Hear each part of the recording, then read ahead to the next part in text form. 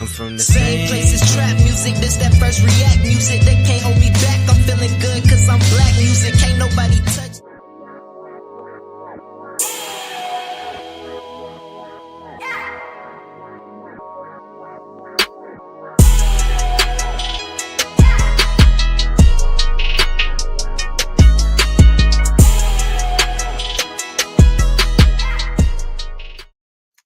Good evening and welcome back to another episode of Cigar Sundays Live, where we define, examine, and analyze words, sayings, and phrases used in American culture.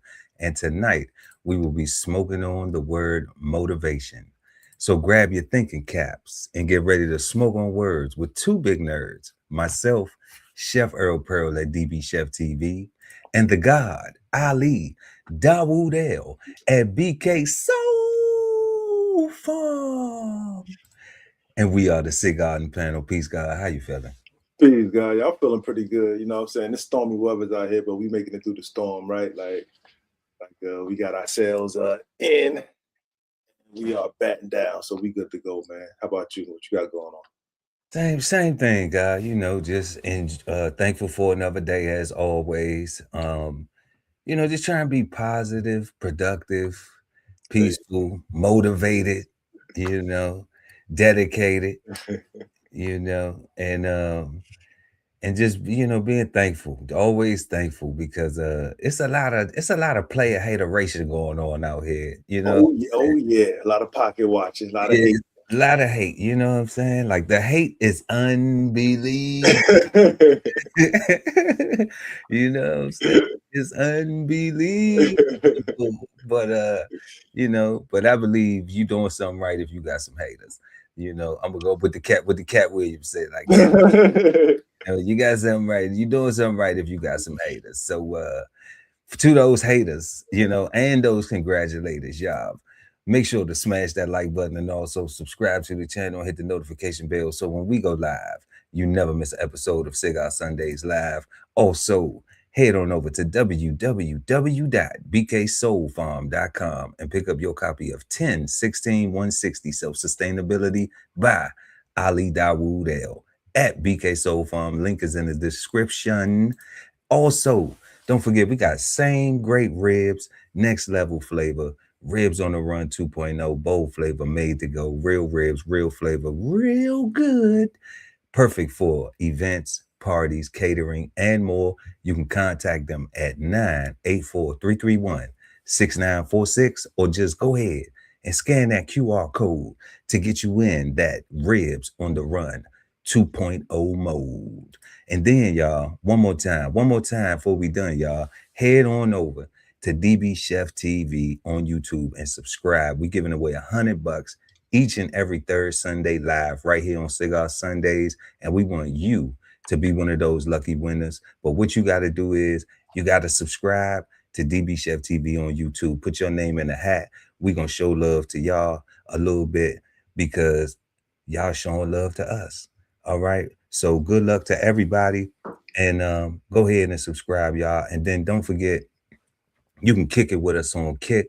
Right now, we streaming live on Kick at DBCHEFTV. And then, like we always say, we got merch. Links is in the description. DBCHEFTV merch and BK Soul Farm merch. And like we always say, if money's tight, it's all right. We're going to still love them if they do what, God? Smash that like. Smash that like button. Smash it. Smash it. Beat it up. Beat it up. Abuse it. Use it. All right. Stay motivated and dedicated, y'all. And we're going to get into tonight's smoke. We got 5 questions for the word motivation. All right. And our first question is, what do you think of when you hear the word motivation? Question number 2. Does struggle create motivation, or can too much struggle destroy one's motivation? Question number 3. Which do you think is the best form of motivation? Fear, self-reflection, or comparison, and why? Number 4. Is internal motivation or somebody believing in you more powerful? And then 5th and final, last but never least, Is the word motivation bad, good, or misunderstood? And we know what we ask you to do. Stick around to the end of the show so the cigar panel can let you know what they think, whether it's bad, good, or misunderstood. And also, y'all, smash that like button. We encourage y'all to follow in the comments, in the chat, you know, and let us know what you think. And we're going to respond back to you during the show. All right. Fair enough. We're going to go ahead and get into our first question. What do you think of when you hear the word motivation? The guy Ali Dawoodell at BK Soul Farm. Peace, God. Peace, God. So for me, when I think about motivation, I think about a reminder to never quit. A reminder to never quit. Okay. A reminder that I can't quit, right? Because I did wake up today, right? I do have an opportunity and a responsibility to be the very best version of myself, right? And at any point, if I forget to do that, right? Because you know, the only thing that beats that the only way you can fail is to quit, is to not try, right? And if you don't keep going, if you don't try your best, if you don't try to be your best, like you will die. Like that's why I say support your interests and live, because if you don't, if you're not motivated, no pun intended, but kind of really, then you will die, right? You need motion, like you need everything needs to move in order to create a current, to create a flow, to have some momentum, right? Like you got to move, and if you want to live, if you are alive and you want to stay that way, right? Then you got to remember that you can't quit, right? So that's what I think about when I think about motivation, a reminder to never quit. No doubt, a reminder to never quit, man. Motivation.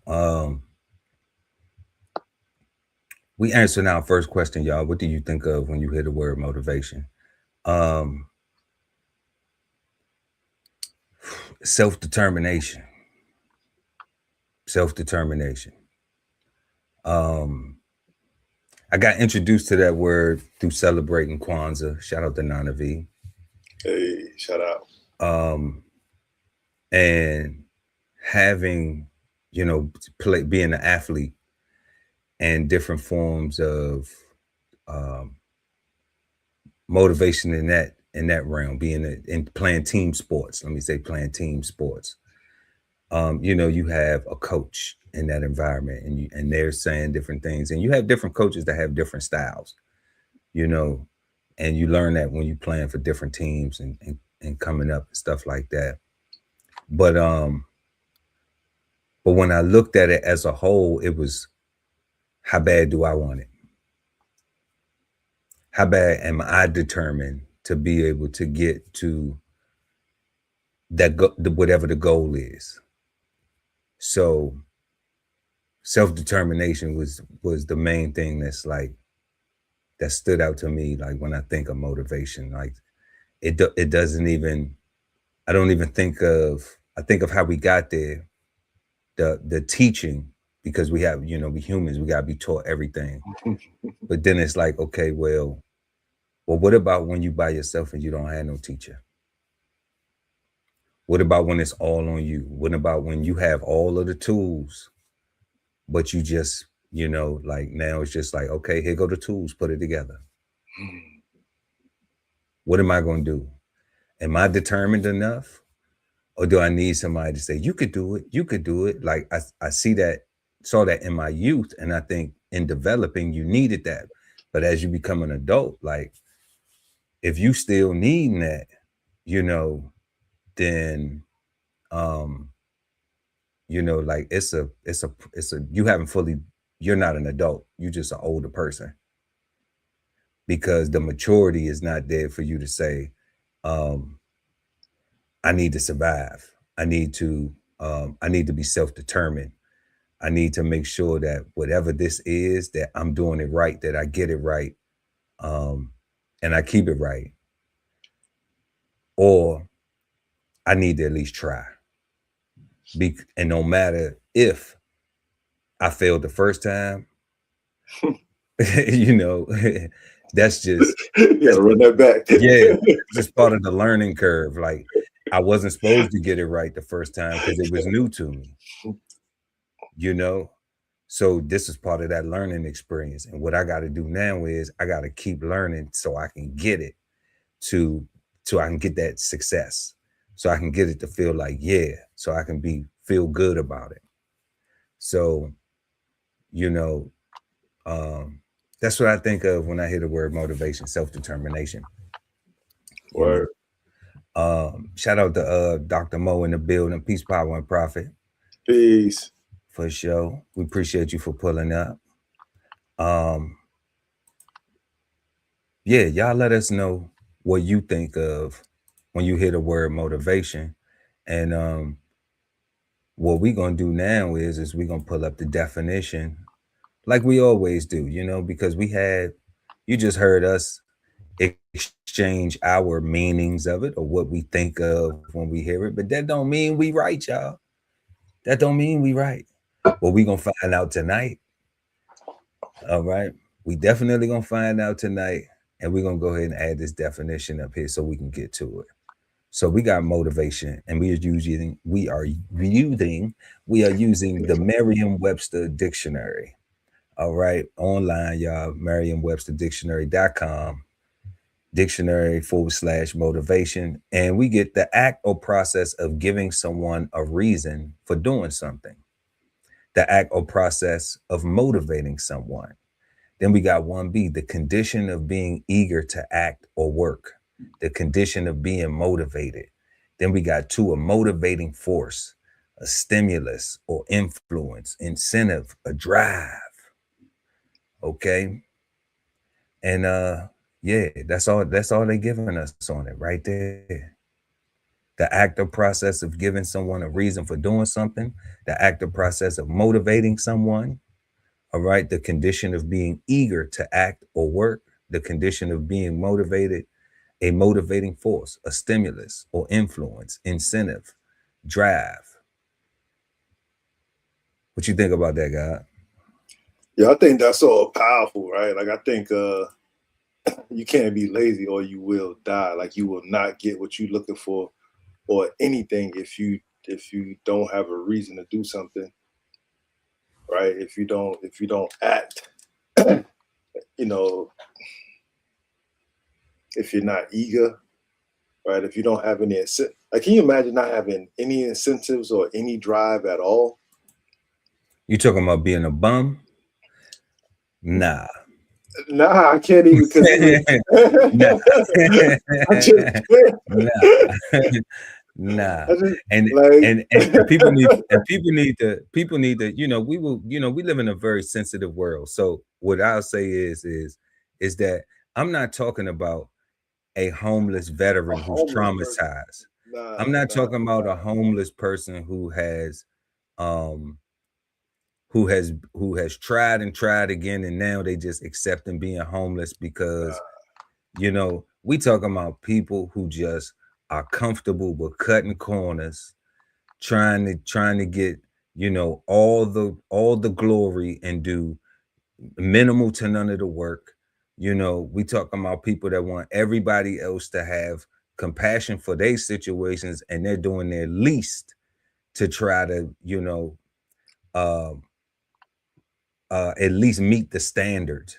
In fact, they're doing the most to go against the standards and do their own thing. And do their own thing. And hoping that you stay on the standards so that you can help their ass when they're in trouble. Yeah, that's a bum. Yeah, that's a whole bum. I can never imagine. And don't think it's bum ass dudes and it's bum ass women too, okay? So don't think that anybody and it's bum ass transgenders, okay? So we're leaving no bum unturned out here, all right, or Bum, non-binary people, bum okay? has no race, no gender, no Yeah, creed, yeah, none of it's that. bum Like, ass blacks, whites, blues, greens, oranges, I'm yellows, pretty sure reds. there's bum ass aliens, right? Like those are probably the ones they throw off the planet. They come here. Like, bum, get out of here. Go to Earth. You know, kicking with the bums. Kicking with the bums on earth. They ain't doing nothing. They believe in time down there. Oh man, it's awful. But let's head to the thesaurus and see how motivation is given to us in the form of synonyms. And we have one word, as in incentive, something that arouses action or activity. All right. And then we get incentive, we get impetus, encouragement, stimulus, momentum, impulse, reason, boost, catalyst, spur, stimulant, provocation, fuel. What's that? Instigation?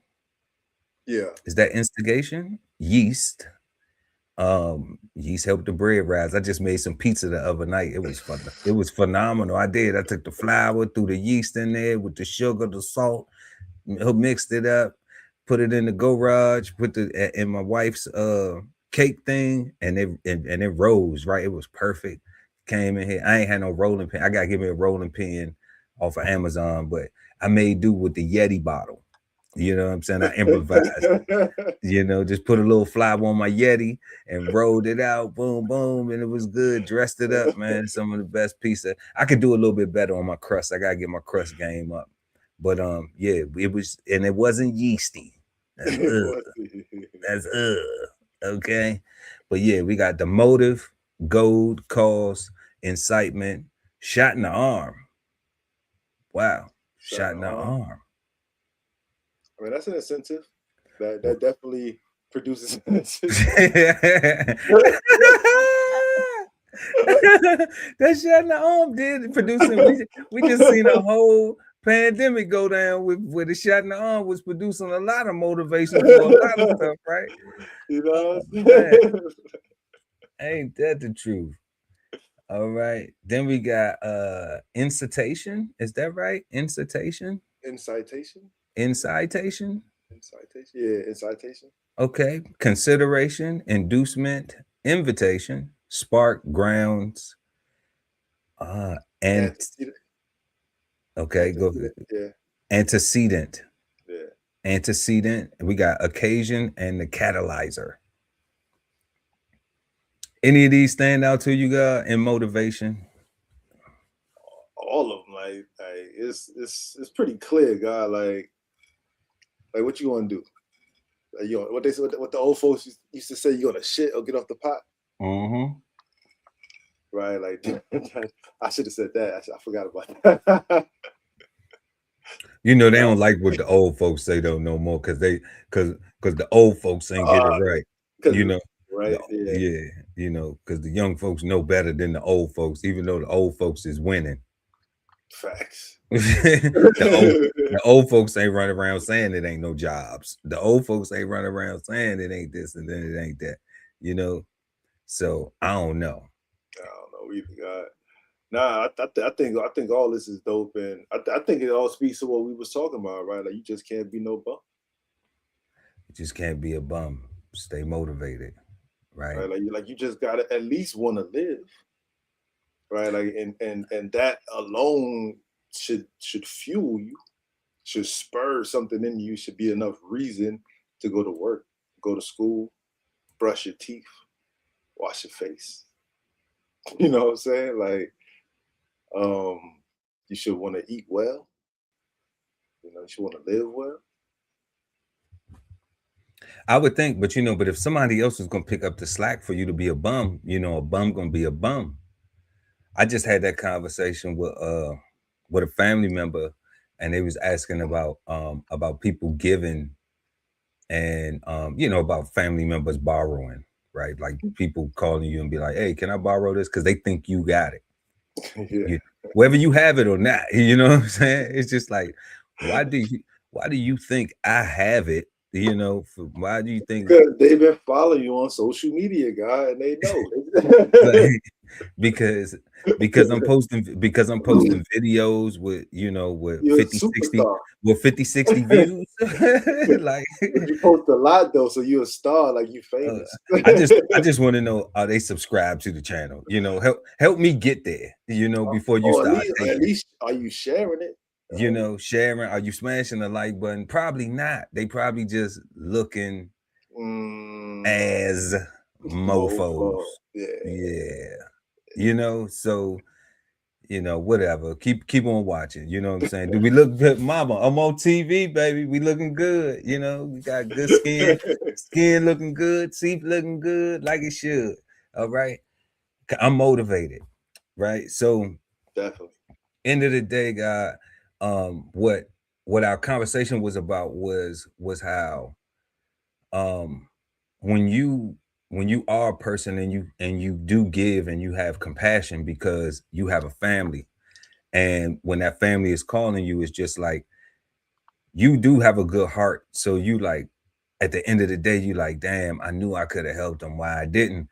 It's hard trying to implement that tough love sometimes, because you have a conscience of like, damn, you know, if they're gonna be messed up and I knew I could have helped them, you know, you might feel a type of way. And that's why I was just like, you know, so what I do is I try to help now, like, unless it's somebody that I know that is just yeah, you know, then what I try to do is be like, okay, I'm a I'm gonna help you get halfway there, because I'm not your solution. Because I don't want that person to get comfortable thinking that I'm the fixer. Because what happens is when you do that, then they'll do that. They'll keep coming back.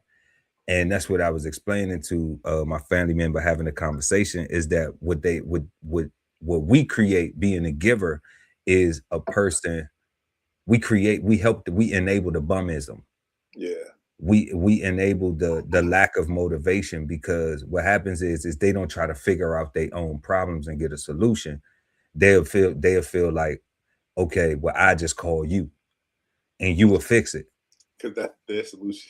Because that's their solution. They don't want to put their brain to work to find another solution. They lazy, you know. I called you. I've been thinking. I figured you would. You got it. You know, like you went to college. You just using the military. You know stuff. Right.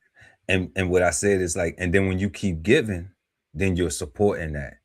So now what you have is a give and a taker, until you realize that if you in a situation, you can't call them to do nothing for you at all. You know. So, you know, some people, and I was fair with it. I was like, and then some people will be like, well, they may not be good at that. You know, that may be their weak point or whatever. But it's just like, well, if they strong suit is some criminal activity or some foolishness, and I'm staying away from that, then I never have nothing to call them for, to be like, hey, you know, I looked out for you. Can you do me this solid? So if you in a position where you giving, why even give where you looking to get something in return? Give because you're gonna give. That's a fake ass giver anyway. That's somebody who thinking, oh, well, I give, like I heard a person say before, you know, man, I give the homeless people something because you don't never know what type of blessing God might do. So you ain't even giving, you know what I'm saying, out the kindness of your heart. You giving and hoping that you gonna get something in return. You know, that sounds so evil. You know, it sounds transactional. That's what it's so transactional. You know, does not sound like you really want to give this person something because you got it and can afford to give it away. That don't sound like faith. That don't sound like I know I'm all right, and and my blessings are gonna keep on coming, regardless of whether I help you or not. You know, regardless of whether I give it to you or not, my blessings still gonna keep coming. You know, and that's where I'm at with it. You know, but that's what abundance does, though, right? Abundance makes you realize that you're already blessed, and Already. they're gonna just keep coming. Like you ain't gotta get blessed. I ain't gotta get blessed, right? You ain't gotta. We stay blessed. We stay blessed. We stay blessed, you know, and we claiming it, you know, we professing it, and we doing the work too. We not just praying to our maker saying, hey, can you let it drop out the sky? It's like, can you give me the strength to do, the wisdom to guide me, to be motivated, to get there? And then I got to go and be motivated. You know, I got to go and do the work. I got to go and do the 1-2. I got to go and do the knowledge on it. I got to go and get the information and apply it. You know, it ain't like it's just going to fall from the sky. Like I ain't seen nothing fall from the sky but rain and snow. So we got motivation, the act or process of giving someone a reason for doing something, the act or process of motivating someone, the condition of being eager to act or work, the condition of being motivated, a motivating force or stimulus or influence, incentive, and drive. No bum activity. So y'all let us know what y'all think about that definition in the chat or in the comment section below, depending on when you're watching the show. And we're going to go ahead and get into our second question. Does struggle create motivation, or can too much struggle destroy one's motivation?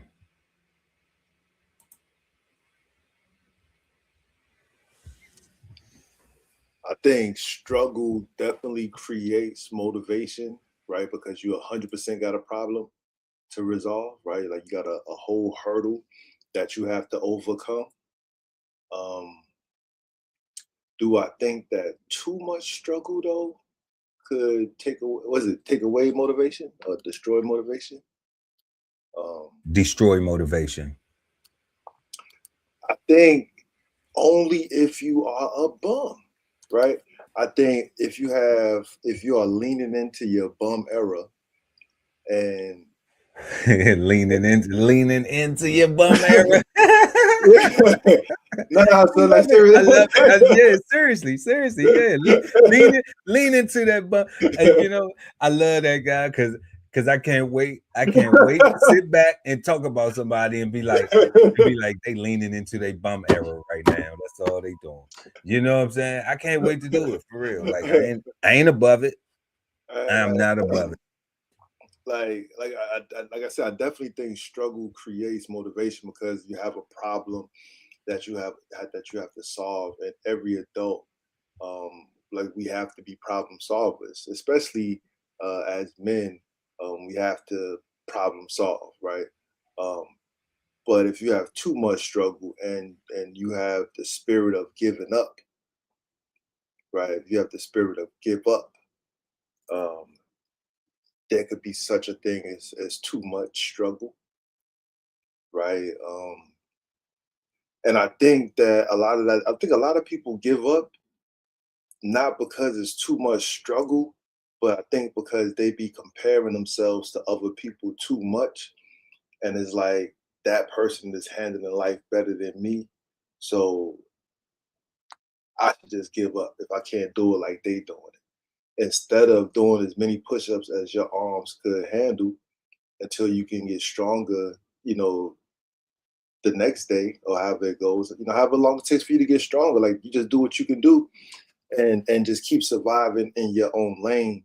But I think that because there's so much social media, so much compare and contrast, that the whole grass is green on the other side is like, man, I ain't got nothing but weeds over here. I got a bunch of brown spots over here. Like it's never, ever, ever work. I'm just, man, F this grass, man. I ain't even gonna water it no more. Right? I ain't even gonna water it no more. Right? I'm not gonna just keep what is green and hope that it grows over and spreads because I done kept it healthy, like it stayed green. I'm not gonna do that. I'm just gonna give up. Like if you got the spirit of give up, like you 100% leaning into your bum era, like That's what I'm saying. Like the spirit of giving up is leaning into your bum era, right?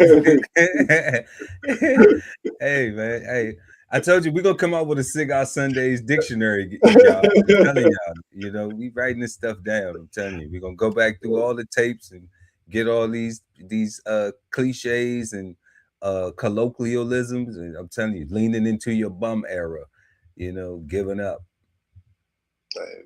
So that's what I think. I definitely think it creates motivation, and only a bum could have too much, right? Somebody that want to give up on life, give up on progress, give up on just give up. No doubt, no doubt. So right now, y'all, we are asking, we on question number 2. Does struggle create motivation, or can too much struggle destroy one's motivation?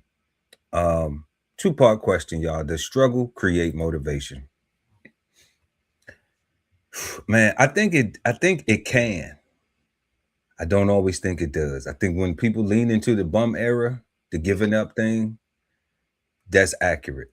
I think that's really accurate. That's why I enjoyed it so much. Right. But I do think that it takes a person to identify that they're struggling. A lot of times when we see like I gotta go back to this personal conversation I was having with somebody about credit, with a family member about credit. Like people will go out of their way to have a great job, to go to work, and I explained that this was me. This is how I know. Go to work, have a great career, and be proud of the work that they do at their job, or within their career. Be proud of the accomplishments that they make, but then won't take that same work ethic and apply it to managing their own finances or educating themselves in their own finances. At work, they know all the policies, they know all the this, all the that, but then they get their paycheck and they struggling. And even though it's a decent paycheck, they haven't invested any type of financial literacy into themselves, so that way they can feel just as good about what they do for their employer as they're doing with their compensation for that employment. And I think that's when you have to realize that, you know, that you're struggling with something, and you have to be motivated. And a lot of times people will be excelling in other areas of their life, but they don't know how to apply that same formula to other areas of their life so they can get that same type of reward or that same type of success, you know. So I think that if people identify it, it's cool. But then there's that caveat where the second part of the question is too much what we say is too much struggle too much struggle destroying one's motivation. I think, yeah, once a person becomes complacent and it becomes normalized, because then it don't seem like a struggle to them no more. So like, I know this myself, coming from, you know, coming from growing up in urban environment where, you know, it was certain things that I used to do, you know, as a young man, conduct myself, think was cool. All right. That ain't none of that stuff cool to me no more. You know, ain't none of them behaviors, none of that activity. You know, they got new names for it now. You know, when we was young, it was just thugging. It was just, you know, we outside, you know, that like we on the block. That's you know, and that's what we doing. Or we out here, we getting money, we in the streets. And that's what it was. Now it's ratchet, it's, you know, it's turning up. It's so many new cliches or colloquialisms, so many titles that is applied to it, but it's the same thing, you know. So that's not cool to me no more. I say that because I don't get how I see parents wanting to be ratchet, but you would not want that for your child. And when you set that example for your child, then you are saying that, well, if my child grow up to be if I allow my child to grow up to be part of the prison system, then I'm okay with that. So you're accepting that behavior now, and you're setting a stage for that behavior now because you don't want to implement any discipline. You want to be their friend and not their parent, you know? And I see this a lot going on. So to me, that's part of the struggle. I had a family member who was telling me that they was dealing with dead babies, and they was like, they asked their babies to do something, and I paused them and I said, you asked? I said, that's funny. And he was like, why? And I said, because our parents didn't ask us to do a damn thing. You know, like, and he was complaining, you know, about his request not being met. And then he told me that, he said, wow, my mother said the same thing. I was like, yeah, you tripping. I told him right off top, you tripping. I said, but you know, it's your business. It's your babies. You raising your children. I can't tell you how to raise your family. You know what I'm saying? But I think you tripping because, and I said, because this particular family member has been incarcerated. I said, let me ask you something. When you was incarcerated, did they ask you, did you feel like going in your cell? Did they, real talk? Did they ask you, did you feel like going in your cell? Did they ask you, do you feel like getting off the phone when they hung the phone, when they said the phones is not available for use?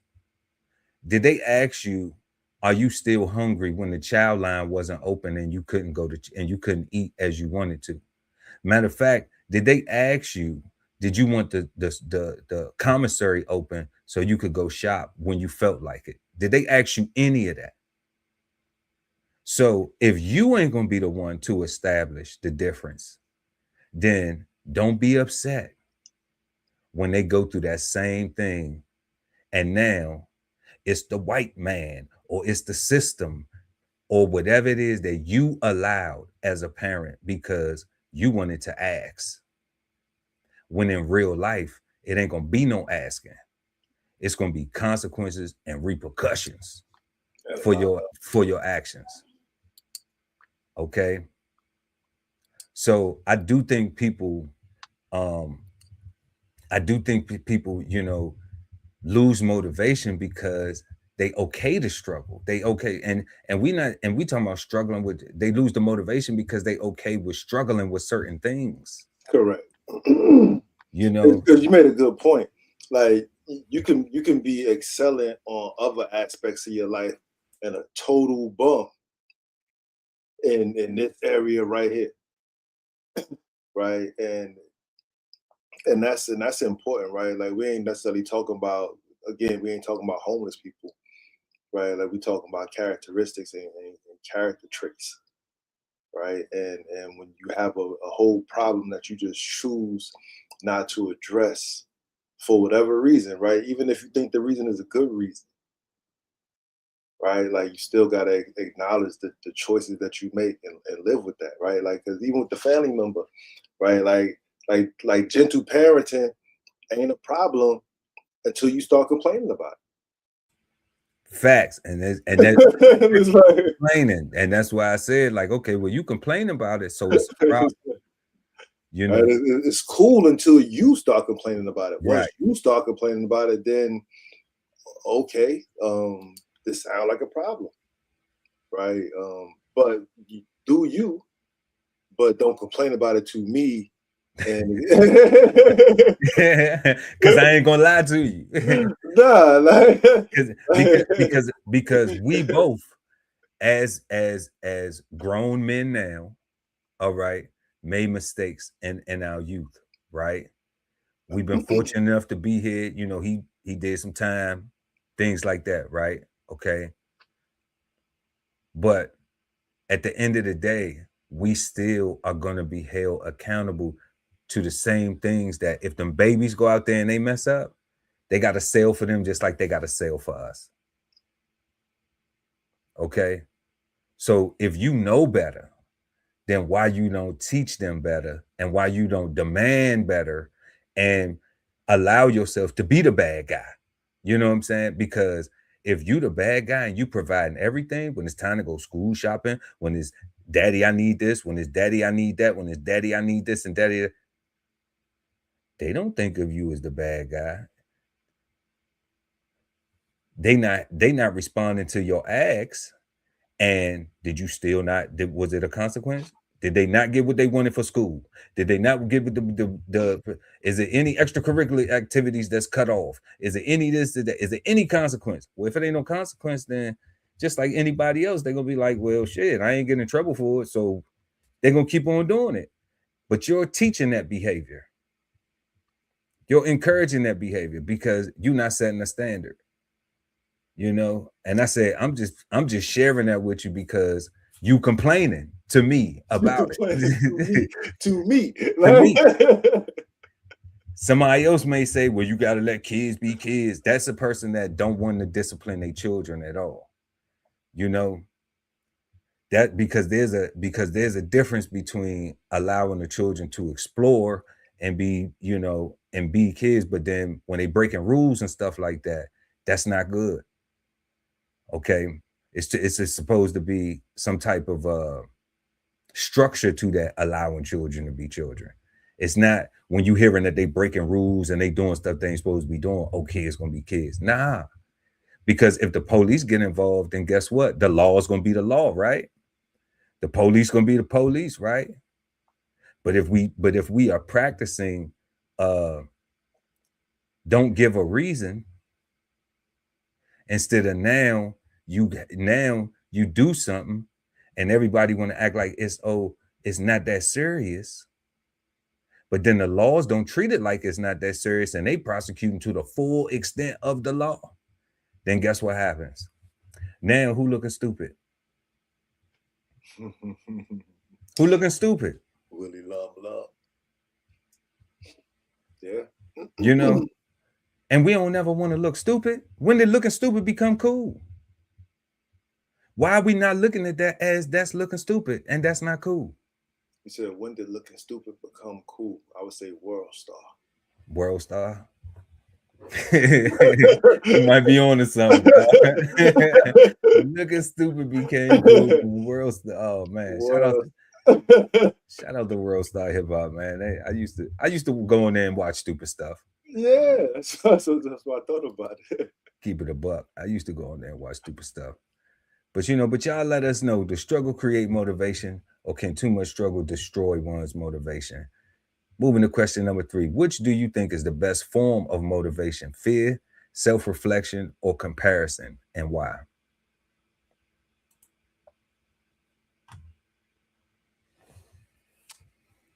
So the question is, which do I think is the best form of motivation? Based on the question.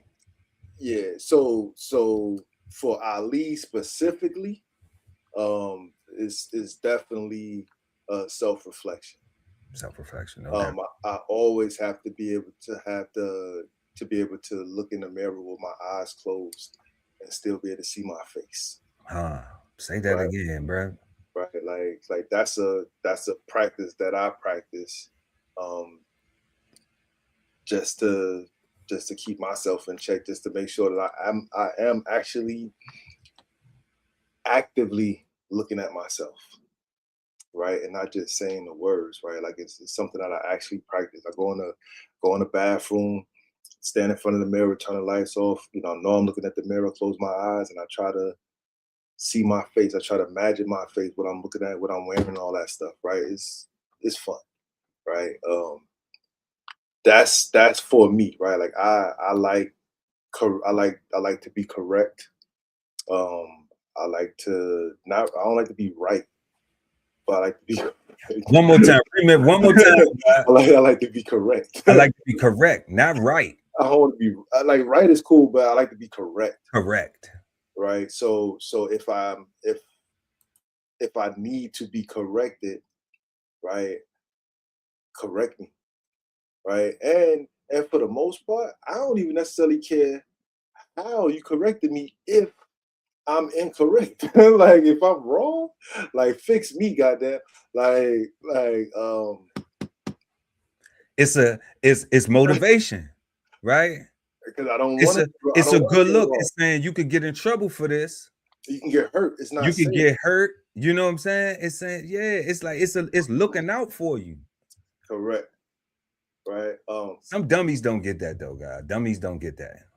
You know, For the some people think you're trying I to tell them. also think though, like that's me specifically. Me specifically, I need self-reflection, right?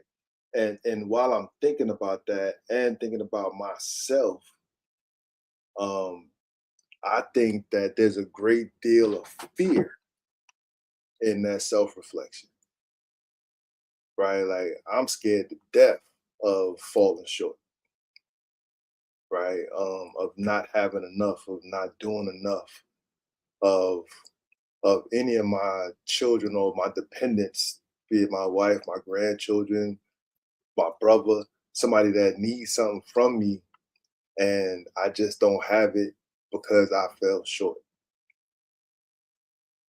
right? Or I'm not able to because I fell short. Like that's like that fear motivates me, and I think that for the great majority, fear is the overarching motivator, right? Because you know they don't want to lose their job. They do want to be in a better house. They worried about their spouses or their partners leaving them for somebody better, making more money, that looks better, or whatever the societal standard is that they trying to follow, right? I think that I think even the commercials that we watch, I think is all fear based and fear driven, trying to make you think that you're not happy enough until you buy this product, right?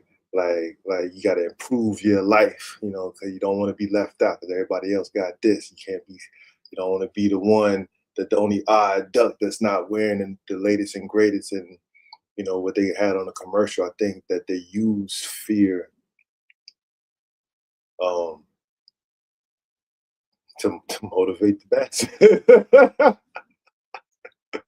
Right. I think the majority of people um are lazy and don't self-reflect and need that fear, need that fire under their ass to make them uh walk, right? Because the fire that might be coming isn't enough to actually meet the whole flame, right? And so I think that the great majority needs that fear.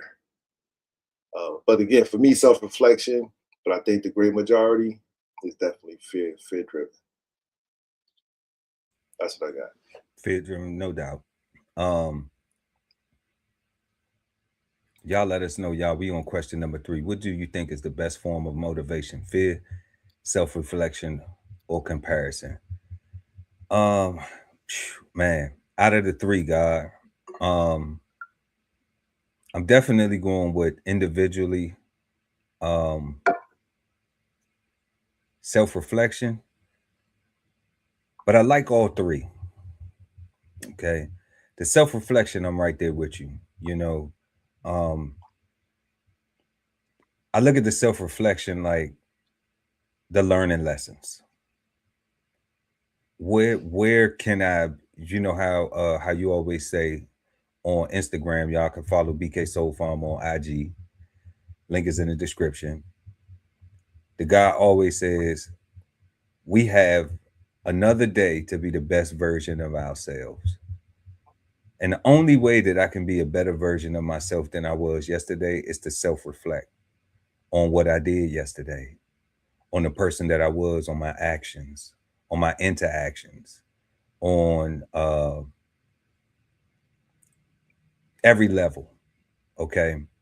So that self-reflection from what I did yesterday helps me say, okay, did I make some mistakes?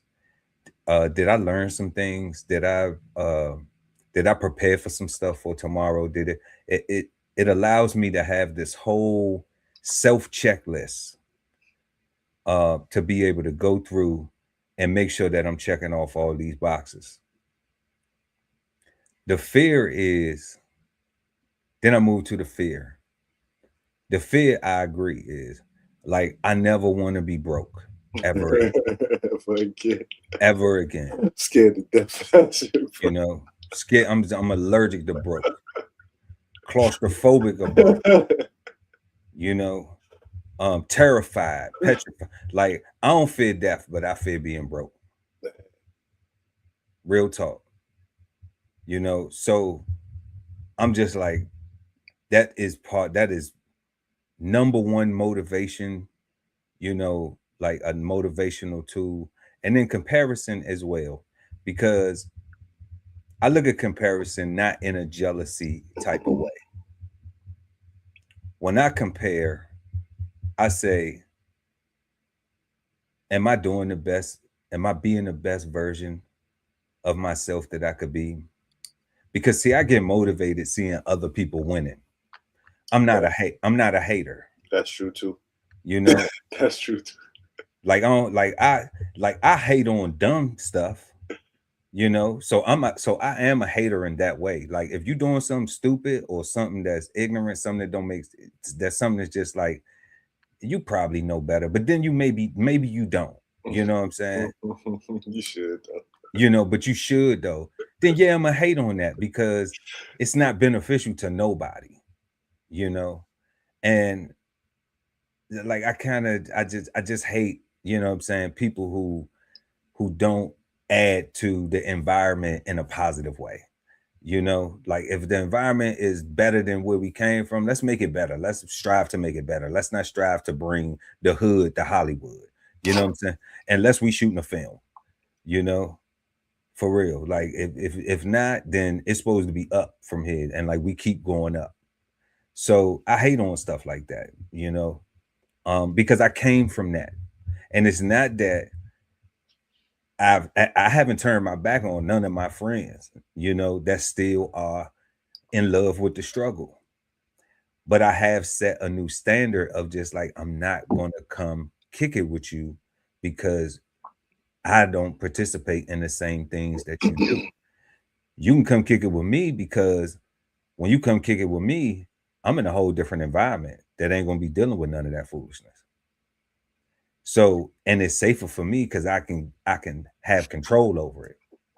It's actually safe. Yeah. You know, so in my comparisons, when I see people that I think have something that is better, whether it is part of their moral character, how they conduct themselves, you know, then I do make a comparison. I say, and I used this the other yesterday on the Love Speak. I spoke highly of you, like I always do. My brother is married for 30 years. That is something that I admire. Okay, that is something that I aspire. That is something that motivates me. All right, that is something that if I was going through something in my marriage, I would call this brother, even if he ain't 50 years older than me, 20 years older than me. He got that experience. Okay. And in my comparison, it's a comparison of thinking my brother may have went through the same type of problem. Let me call and pick his brain. So I'm able to grow from that by having that and by not looking at it saying, oh, well, 30 years, blah, blah, blah. You know what I'm saying? Like pissing on it. Like I value it. You know? That don't mean he happy though. You're right. Oh, they've been together 30. That don't mean he happy. That don't mean that you know, wishing bad. Like that's so corny, guy. And that's just so you know, like that's bum activity. So that's why I'm like, you know, comparison is good if you aspire, if you see something that is of value, in my opinion, is a value that you say, you know what, I can learn from that. That's going to help me be a better version of myself. That's going to help me with my situation. That's going to help me grow. And I'm comparing the fact that I'm not there. That's it. You know, And I'll take it to another experience, you know, like if somebody own a home, okay, and I desire to own a home. My comparison is I don't own a home, they do. I want to do that. I am comparing myself to them. I don't own one and they do. So do I have the ability to say, let me learn and let me call them and ask, hey, you've been owning your home for so long, you know, is there anything you could tell me about home ownership, blah, blah, blah? It's probably going to be so much stuff that person going to be able to tell them and share with them by them not being jealous, by them not saying, oh, well, you know, well, yeah, you own a home, but it ain't, you know, you ain't got your front yard done. You ain't got no this, or you ain't got your backyard, or, you know, stupid shit. You ain't got no fence, like just stupid stuff that you ain't got solar panels. You ain't got solar panels. You know what I mean? Like just stupid stuff that just makes it so low frequency, low vibrational, jealousy. You know, nothing that is of elevating and motivating. Nothing is saying I want to be motivated because I can. If I made it this far, I can get there too, you know, but I got to do the work. That don't mean that you can't make a comparison to yourself and allow somebody to give you the game, because we are taught every single thing as humans. Facts. So even if I go on YouTube and look up a video, I was self-determined to learn how to do this thing, but I still needed to go, and I feared that I would mess up on it. I feared that I would mess up on it because I'm not skilled enough to do it. So what did I do?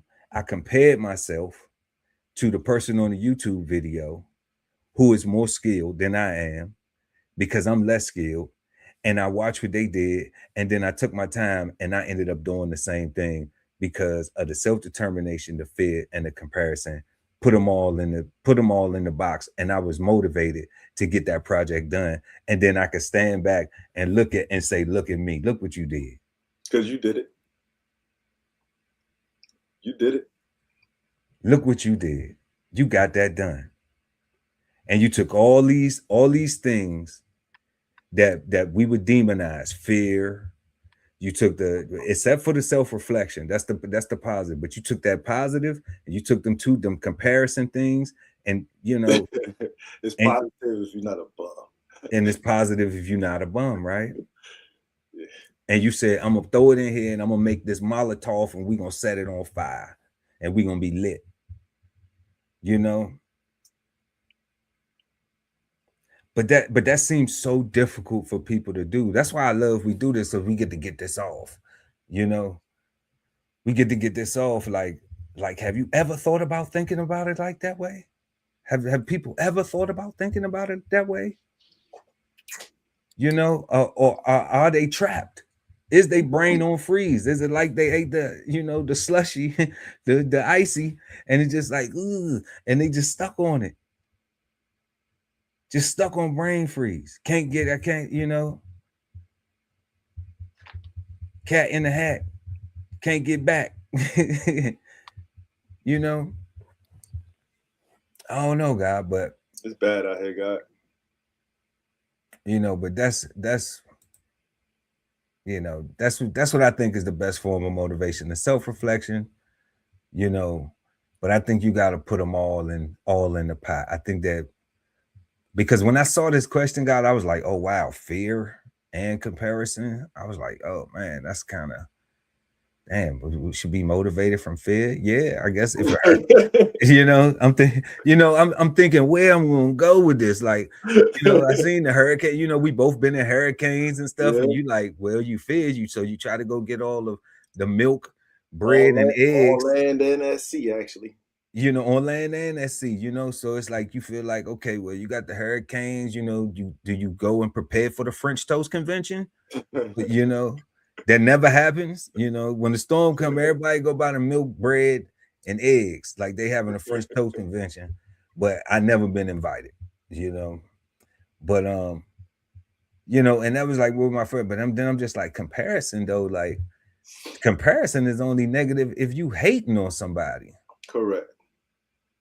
You know, if you saying like, man, that's fresh, that's fly. I don't got that. I want to, you know, where you get them shoes from, man, so I can go get me a pair. You might be comparing your man, them jeans, the way you know, if a young lady, you know, when young ladies look at each other with the makeup, girl, who beat your face? You know what I'm saying?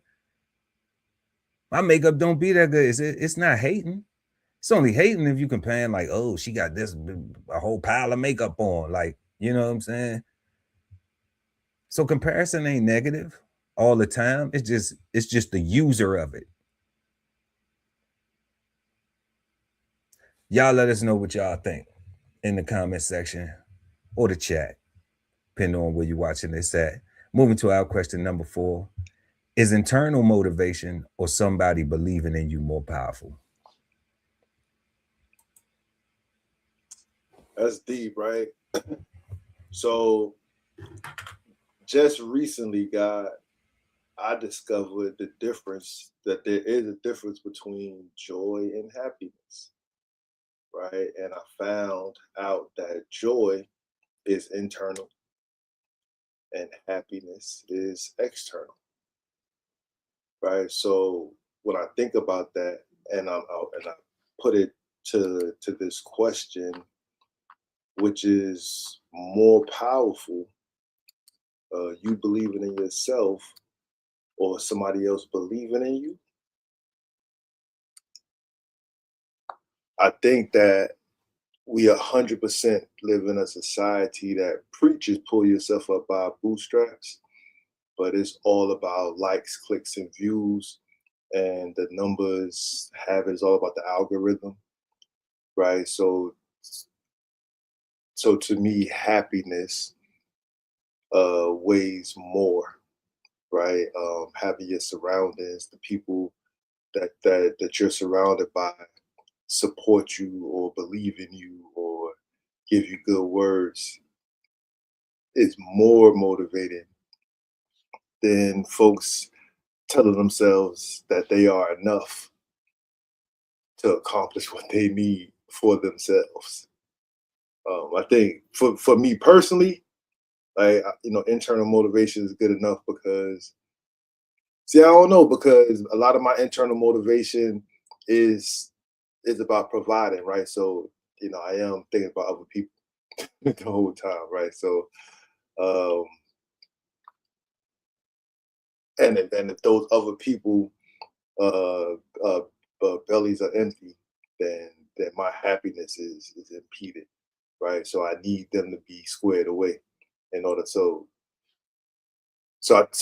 yeah. So that's even more evidence that happiness is more, right? Because even for myself, my joy is easy for me, but I need my surrounding to be balanced as well. So I'm gonna say that external, people believing in you is more powerful, right? I think people get more juice. That's why personal trainers are so plentiful, right? That's why so many people cheat with their personal trainers, right? Because this person is telling them all the stuff that they just don't believe when they tell themselves, right? And this person fits the appearance of somebody that they want to be attracted to them, right? Yeah, that's what I think. No doubt, no doubt. Shout out Texas Taurus in the building. We smoking motivation tonight. That's what we smoking on. And Texas Taurus, peace, God. And we answering our number 4th question: is internal motivation or somebody believing in you more powerful? God, you said something real important. Well, you said a whole lot of important stuff, but something that just stuck out the most to me. That we have this cultural thing of pull yourself up by your own bootstraps. Yeah, that's that American, right? But we that's what's said with the mouth. With the mouth, but what's promoted is get a good job. Yes. So that's what makes the somebody else yeah. That's what makes the somebody else believing in you valid. to become powerful. That's what gives the power to somebody else believing in you, because become an entrepreneur will be internal motivation. Internal motivation. You know, follow your dreams would be internal motivation. Now, if following your dream is, I want to be a doctor, but you don't want to have your own practice, maybe you want to do something working for people, you know, like, yeah, that's cool. You know, if you want to be a scientist and you want to go work for NASA and NOAA and all that good stuff, cool, no problem. You know, Yeah. right? But those things are still internal motivation, because I want to be a scientist. Yeah. You know, I want to go, and then it's not having those people believing in you. That is your own internal motivation, saying, I want to get to this point because, you know, I want my name to go down in the history books of something. You know, I want to create a new discovery, cure a disease. That's an internal motivation. You know, and you had to pull yourself up by your own bootstraps to do that. You didn't necessarily have to, you know, finish at the bottom of the class to go get a job. You know, for somebody else to believe in you. That's saying like, okay, well, I'm going to just skate by, and as long as I can get a job and I can feed my family, then I'm cool. That's why I think that leaves that, in that scenario, it leaves that somebody else believing in you. But yeah. But I truly think that internal motivation is more powerful, because like I said, some important things you said. You said, I provide. I'm a provider. You don't need nobody else to validate you doing that, because you are internally motivated to get up and do whatever it takes to make that happen, regardless of any situation you got going on. That runs your clock, making sure, and coming from any type of struggle that you ever had, you don't want to go through them struggles no more. That's what I was just sitting here talking about with our last question. Like, I fear being broke. Terrified. Horrified. More than death. You know, give me death before you give me, I don't know where I'm going to get it from. Real talk. Because now you're talking about slavery, right? You get locked up. Yeah, like that ain't no good feeling for me at all. You know what I'm saying? I ain't never waiting on no check to hit. You know what I'm saying? We did that already. Way back in the day. Way back. You know what I'm saying? So we ain't never waiting on no balance to get on no bank accounts. We ain't never doing, we covered. But that internal motivation from that, you know, like, and I go back to it, when I went through that, somebody else was motivating me to do a good job for my employer. And I was so excited. I was so happy with myself that I was doing this amazing, that I was managing the government's money to the penny. And when I turned in them reports, you know, those auditors would be like, man, we wish everybody's reports was like yours, you know, like, I'm so proud of that. And I'm going home, and I ain't even got gas in the car. I gotta go to a payday loan place to get gas in my car to have a weekend. I did that. But they books though. But I'm gonna get paid again. The check gonna come. You know what I'm saying? But it ain't. I ain't gonna be able to do nothing with it, because I spent it 2 weeks, 2, 3, 4 last month. You know, it's been spent. You know, so now I got to get out the hole. I got the credit cards. I got to pay. I'm swamped. You know, and I'm just like, it was my internal motivation to say, I don't want to be going through that no more. You know, and a lot of people will see where you at now and don't realize like you may be in that space. But just because I don't look 50, don't mean that I ain't got them years of experience. Facts. So while you trying to guess how do this person acts? Because if you ask now, then you will be better off when you get to my age. Or you could just be a hater and, like you say, watch me win in your face. Because I'm going to win. Because I'm going to win. And if you're looking at as mofo, you going to watch. You going to see me. You going to see. And I'm going to do it with a smile every single time. You know what I'm saying? And I might be singing probably. I might even be singing. You know, you might catch me singing. I do that sometimes. You catch me in the garage sometimes. Just singing. You know what I'm saying? Working in the yard, I might just be singing a song. You know, real talk. You know, I smile because I'm happy. I smile because I'm free. Ain't that right? You know, so I think that internal motivation can be more powerful if you know how to tap into it. If you're a person that says, you know what, I need this regardless of what anybody else think. I need to have this, and this is a priority in my life, and I need to make sure that I am maintaining this and prioritizing this and doing whatever it takes for this to happen. And nobody else is doing that for you, because it don't matter what somebody else can. Pearl come along, hey Ali, you want to go? Nah, I can't do that. Like, can't do that, bro. Like, why you even? Are you okay, Pearl? Why you asking me stuff like that? You should know I can't do nothing like that. You know? Then you gotta look at me side eye, like, why would you even come at me with something like that? You know, that's not my character. That's not what I'm doing. That's not what we into. I gotta stay focused. So another thing is surrounding yourself with people. Now, when we talk about somebody else but believing in you to empower you, well, what about the other people who believe in the empowerment that you have and want to support that and want to help build that?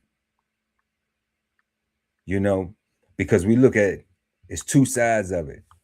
People needing approval or people needing validation. And then we saying people just need a team, motivation, inspiration, saying, yeah, let's keep going. We don't care. Oh, you tripped? That's okay. You know, brush your knees off. Let's go. Brush yourself off. Let's go. Let's keep going. It happens. Yeah. Ain't nobody perfect. What did you learn? Somebody reassuring, making sure. Did you learn something? You learn what not to do, right? Okay. If you learn what not to do, but you allow yourself. Now, if you allow yourself to do it again, then you the dummy. Did you learn? Did you really learn? Or do you not care? And then if there's a consequence to it and you're not caring, then you can't blame nobody but yourself. Nobody but yourself. Because nobody put you in that situation but you.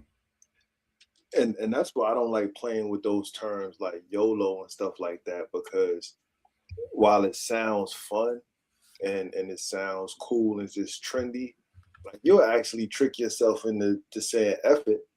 You only live once, and just start doing dumb stuff by accident, right? Just trying to be funny and trendy, when in reality is like you want to maximize this life you have. Because you only live once. You only live once, right, Einstein? You know? It's crazy, guys.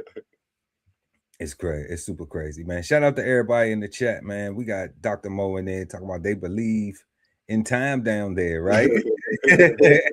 That's what the aliens saying, right? They believe in time down there, you know? Because they did say that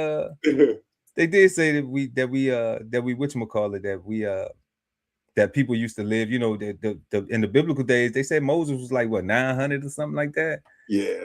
you know, so I would have to believe that during them times, if all that's real, you know, that they didn't believe in time, and that's how that was the only way. It was no concept of time to be able to live that long.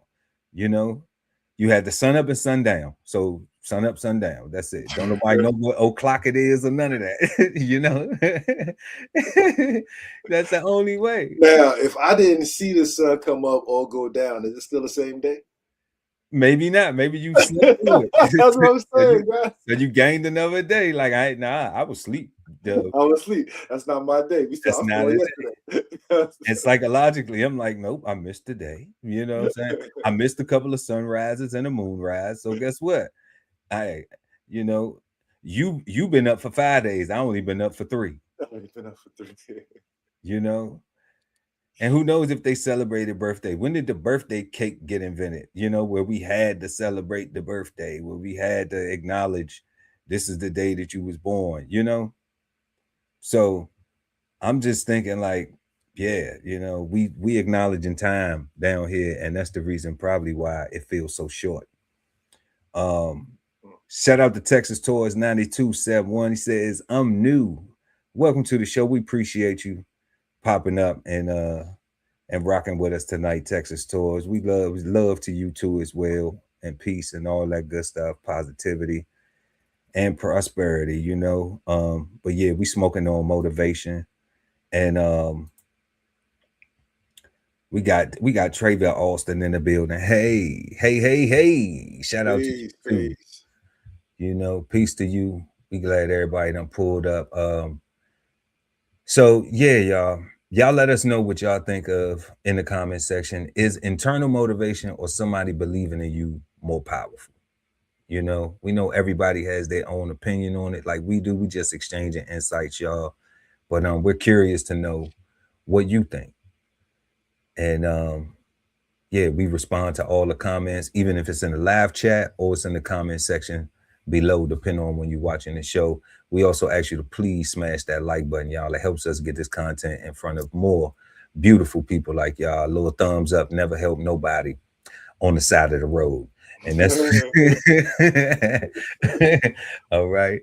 So we are going to get into before we come back and get to our 5th and final question, we're going to jump into the flavor bombs.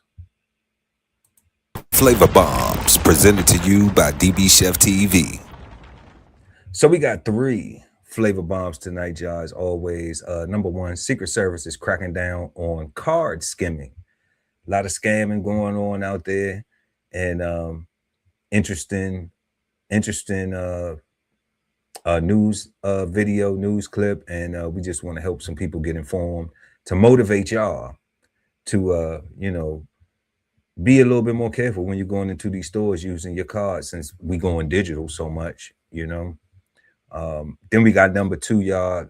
Sad story, but it's real. It's what's going on. A lot of these immigrations and deportations and stuff going on right now, and it's something that I don't think people are very mindful of.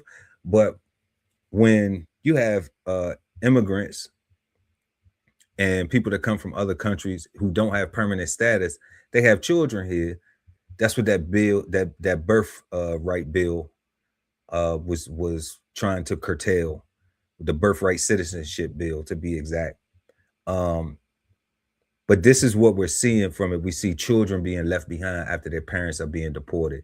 These children are American citizens because they were born here like you and me. And but now their parents have to go back.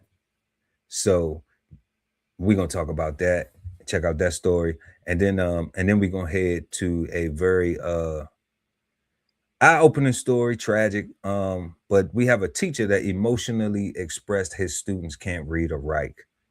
And yeah, we're gonna just chop it up a little bit about that too, y'all. So his own students? Yeah, his own students. Yeah, we're gonna get into that. Yeah, his own students, guys. You're watching a crime in progress. Did you see it? It takes less than 2 seconds for this suspect to install a skimming device on a credit and debit card reader, a crime the U.S. Secret Service says is on the rise. How you doing, sir?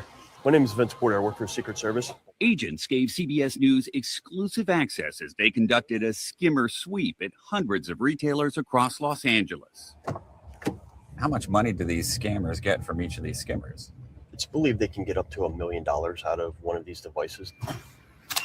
They snap perfectly on top of credit card terminals and ATMs, collecting account information and personal identification numbers every time someone swipes a card.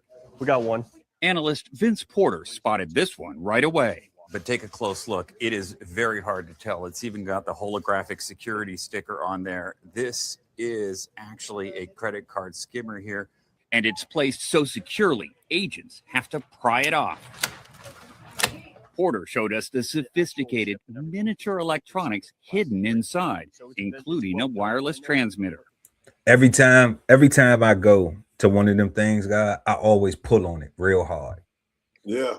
I always, at the grocery store and everything. As a matter of fact, I pulled on one so hard one time I pulled it off the thing. I thought I broke it, but you know, but I don't trust them things for nothing. Dang. You know, and I don't like tap to pay. I'm so not a tap to pay person. You know, I'm just so not a tap to pay person. You know, but I pull on them things. You know, I pull on them things hard for real. That's crazy. So the criminals don't even have to come to the store to retrieve it. They can just come outside and get the information from it. True. And you don't know how long this has been here. No, not at all.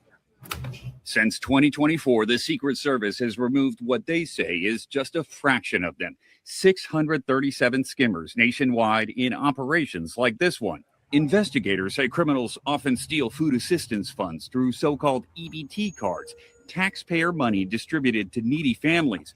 Recovering those stolen benefits is nearly impossible given the number of agencies involved. I can't even pay my rent. Mary Bowen had all of her benefits stolen just last week. Money she uses to help feed and house her 6 kids. Literally, I've been getting food from my friends because I didn't have it. They took everything. They took it all from me. A CBS News investigation found more than 30 active federal probes spanning 15 states. The Secret Service estimates this crime costs more than $1 billion every year. The Secret Service tells us when they see these signs, they know stores like these are a target. They've got EBT written all over there. It draws the customers in, but it also draws criminals. That's because every month a single card can receive thousands of dollars from multiple federal and state programs. Food stamps, maybe Section 8 housing payments, all of that goes on the same card. Correct. Yes. It's a one-stop crime. And that's how this crime impacts all Americans. Even if they're not stealing your money, you might have paid for this with your taxes. Exactly. There's no doubt. So the best way to keep your money safe is to pay by tapping your phone or your card and never swipe it if you can avoid it. The problem with EBT cards is that most of them are swipe only. The Secret Service tells us international organized crime rings are often behind these schemes. Some scammers cross the border illegally. They tell me they even caught one trying to get into the U.S. from Canada on a jet ski. Carter Evans, CBS News, Los Angeles. That's wild, God. That's wild. Yo, I'm pro violence on those people, bro. Like I hate, like, man, people are already struggling. Like we already don't have enough. Like what we do have is already tainted and poisoned. And then you got these low lives just coming over that's here, that's just taking from people that ain't got. And I'm saying, like, why they not going to go to steal from the billionaires and millionaires and the people that really got it, right? Like, why they going? What happened to Robin Hood, right? You know what I'm saying? Like, what happened to Robin Hood? Like, and the Prince of Thieves, like, you know. Oh, we got the Prince of Low Life is what we got, and everybody want to be a low life, right? You know, and be dirty. Just, it's just horrible, man. Like, I don't like that. Yeah, it seemed like you got to stay out the hood too. That, like, that's what it seemed like that they targeting, where they take EBT at, but they take it at the grocery stores too. You know, EBT is taking a lot more places. Yeah. I didn't like the fact that they just put it on like little corner stores, bodegas, hood shops. But because that's where it would seem like where, and then they showed the sister with 6 children, you know, on assistance. And it's like, okay, is this who you're saying is the target group? In that article, are they saying that it's just EBT? You know, are they look? It sounded like he was saying whatever swipeable is the target, and it's. But he said use your EBT cards is where the most is where the because they swipeable and they not tappable is what and they saying. not tappable, right? Yeah. So EBT cards are being targeted the most, and it's in places like that. Yeah, you know. So it is to what you said, like it's foul because it seems like that they're targeting the most destitute citizens of America, you know, are the people who need the assistance. And it's not people that's from over here, like it's people that's from that's overseas that's targeting. And it's like, come on, son, you came all the way over here to target poor people, right? Like what kind of come up is that? Like our poor people are so rich compared to your poor. Like, come on, son, like that is insane. It is insane. It's insane. It is insane, but let's look at it like this. Woo, you said something, God. It's the truth. You said something, God. You said something. You said something, right? But how are the poor class society treated in America overall? So if I'm a criminal in another country, yeah, and I'm looking at that example, yeah, then it may be fair to say, even though it's wrong, that they may say, well, if we target them, nobody will care. Yeah. But you're wrong. Now you got the criminals. The Secret Service is involved. The Secret Service is involved. Okay. I didn't even know they did that, guys. Yeah. Anything that has to do with a Federal Reserve note, the Secret Service is the police that's coming to get you. Anything that has to do with $1, the Secret Service is the prosecutor. Everything. Yeah. Anything that has to do with $1 is Secret Service. Yeah. And that's why a lot of them crimes be federal. That's why you know, like that's why a lot of those state charges that are fraud, and when they become grand larceny or something like that, electronic fraud and stuff like that, yeah, the Fed picks it up because the Secret Service who says, oh no, you taxation without representation, baby. We got to get ours. You know, that's fine. That's fine right there. You got to pay up, you got to ante up. You know, we're gonna kidnap you, fool, and put you and get that sweat equity about you. Man, they mean it. They say it out loud. What was that Dipset song? I really mean it. But you know, that's why I ain't dealing with no scammers, man. That's why we don't promote that type of activity, man. No scamming and boosting and all that, you know, because it hurts people, and then you know you go to jail and do not pass go. Shout out lovely ATV in the building. What's up, bud? What up? What up?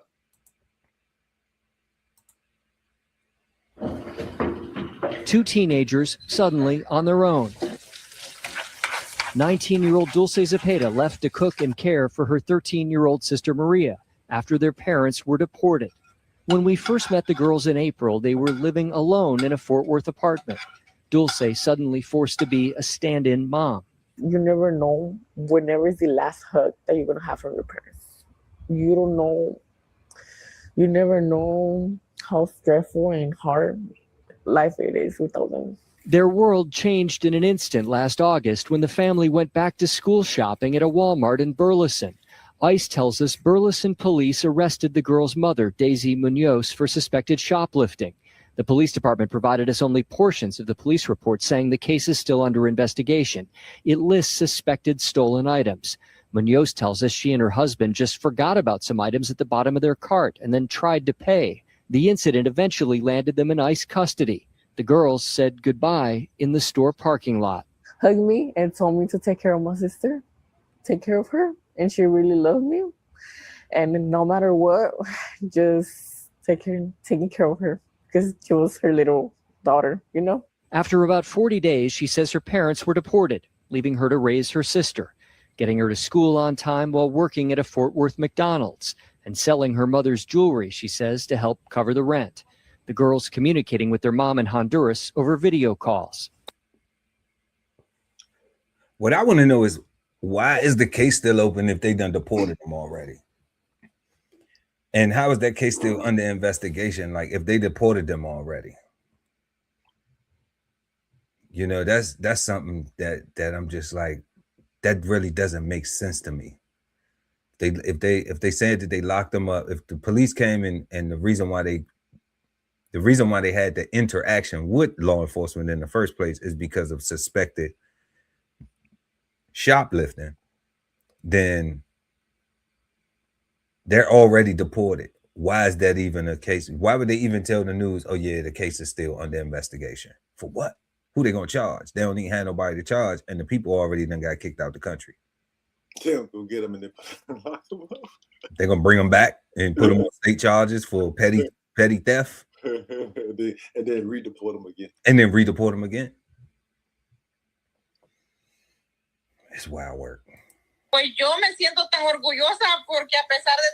Their mother tells us she repeatedly told ICE she wanted to take the girls with her. But Munoz says ICE told her that wasn't possible unless she wanted to spend at least 4 or 5 additional months in a detention center. Munoz says she has high blood pressure and feared her health would deteriorate. The girls are U.S. citizens. Let me ask you something, God. High blood pressure or not, would you have left, or would you took the 4 months? Taking the 4 months. Taking the 4 months. I don't get that.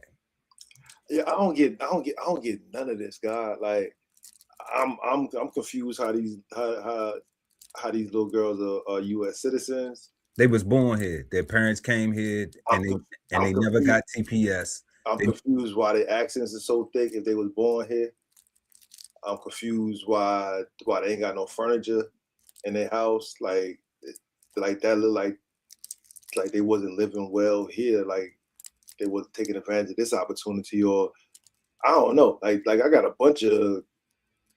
I don't think anybody should enter any country illegally. I don't think nobody should overstay their welcome. I think if you want to get a better life for you and your family, then you need to do whatever it is that you need to do for that place to make it safe for y'all, right? Like stories like this, I'm sorry, man. Like, I don't feel bad for people making choices and putting themselves and their children in harm's way, and then wanting somebody else to fix their problem for them, talking about it's not fair, right? Like, what's not fair is your parenting skills is not fair. Like, it's not fair to me that I gotta now take care of your problem, right? Because if these children are children, you know, who's taking care of them? Like, who's paying these bills, right? Like, I don't know, man. Like, I don't like none of this stuff, man. Like I get it.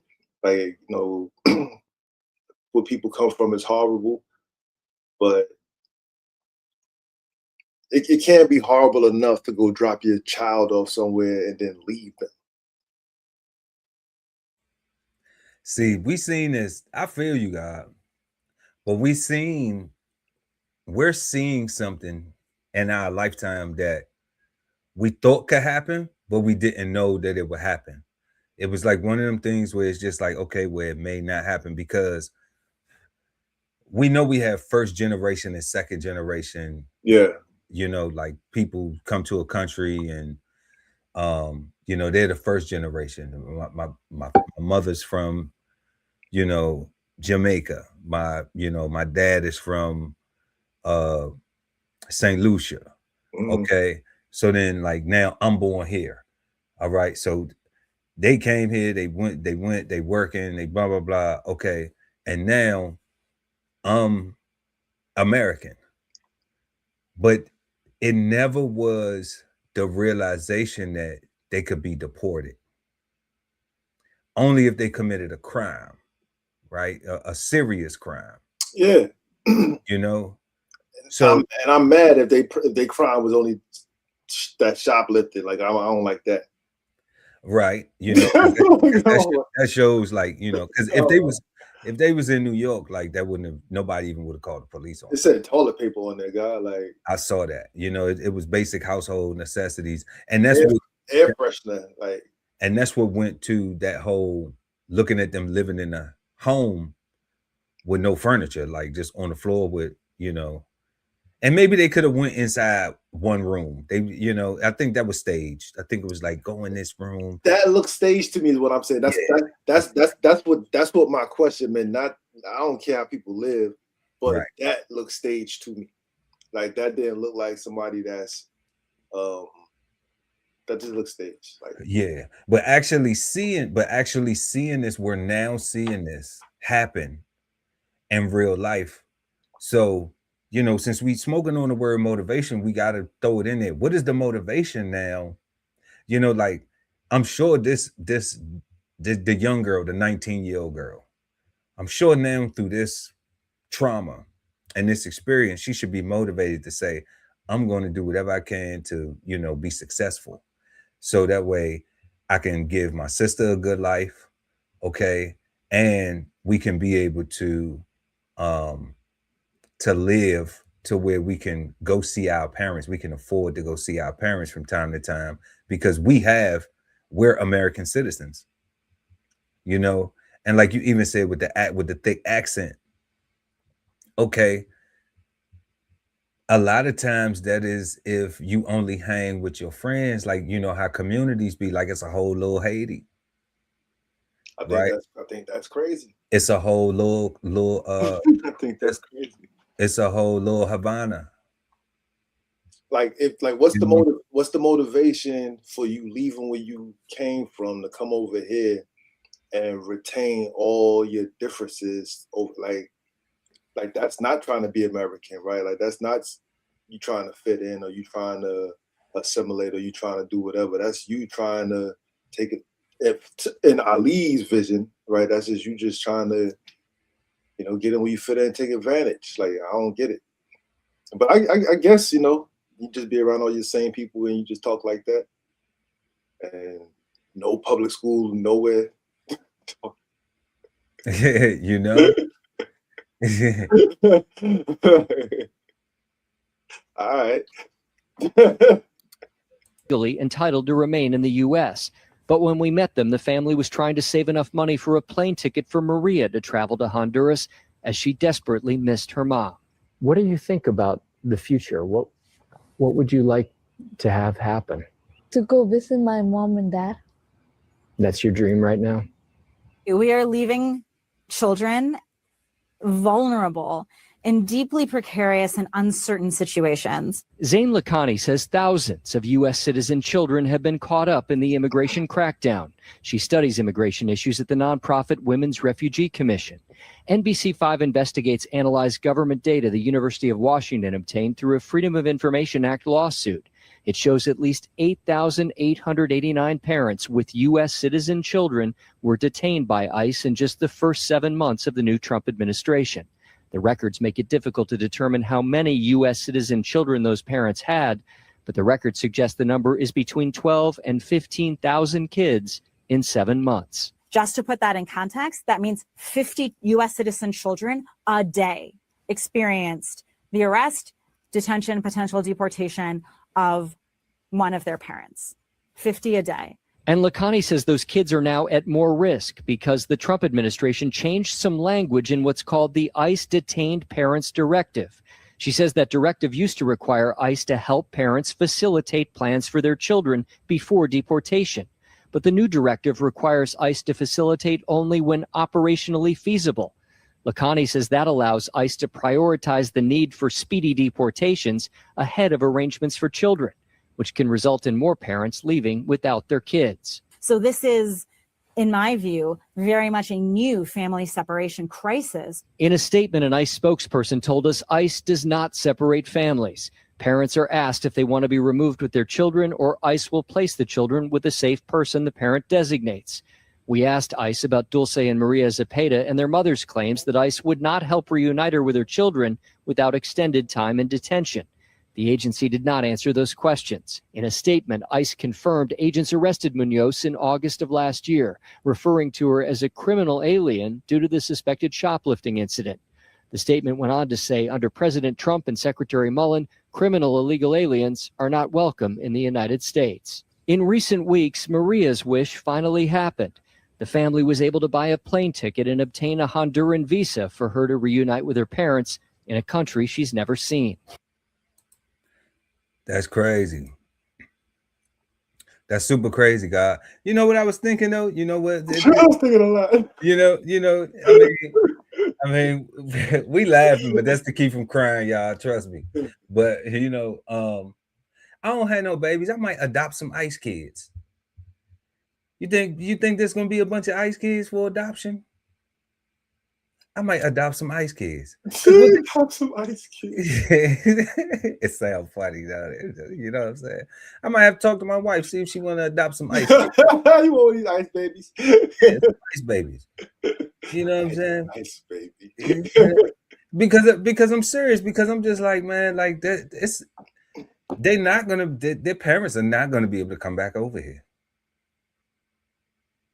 They're not gonna be able to come back over here. Yo, God, like, is American jails worse than Honduras? Like, I'm just trying to figure out, like, if all I need to do to get my babies is to do another 4 months in American jails before they send me back to a place that I fled from because they don't have enough of anything for me.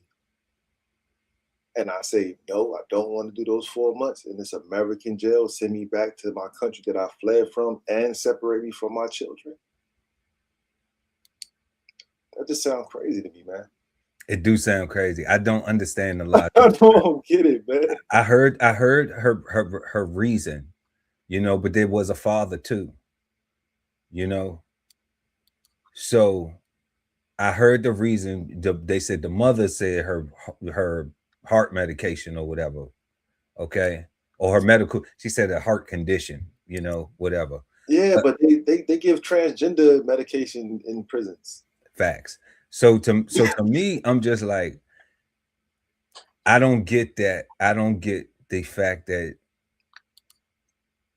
you would just leave your babies at all, God. Like, and that's my thing as a dad, right? And I don't understand how anybody goes to a whole nother country illegally with people that depend on them and don't try to do everything possible to make it safe for everybody. Right. Right. Not just get by, not skate and get over, not do some under the table. I ain't got to pay taxes. Aha, look at me. I'm getting over on the system crap.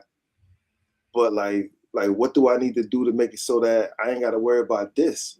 Like, cause if all I got to do, if my only issue about getting deported or my only worry about being deported, if I do something criminal, I just got to not be a criminal.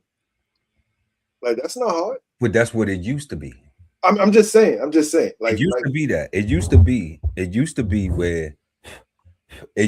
where you didn't have to, where as long as you weren't a criminal, then you didn't have to worry about that. You know, you didn't have to worry about having an interaction with law enforcement where you broke the law and that would violate the terms of your TPS. Okay. But when you have the new administration, the way they came in is now like, they like stop all processing of all applications, and everybody who don't have their application in by this date, you know, well, who isn't already slated to get a stamp for approval, throw them back in the bin and get them up out of here. And anybody else with a new application, get them up out of here too.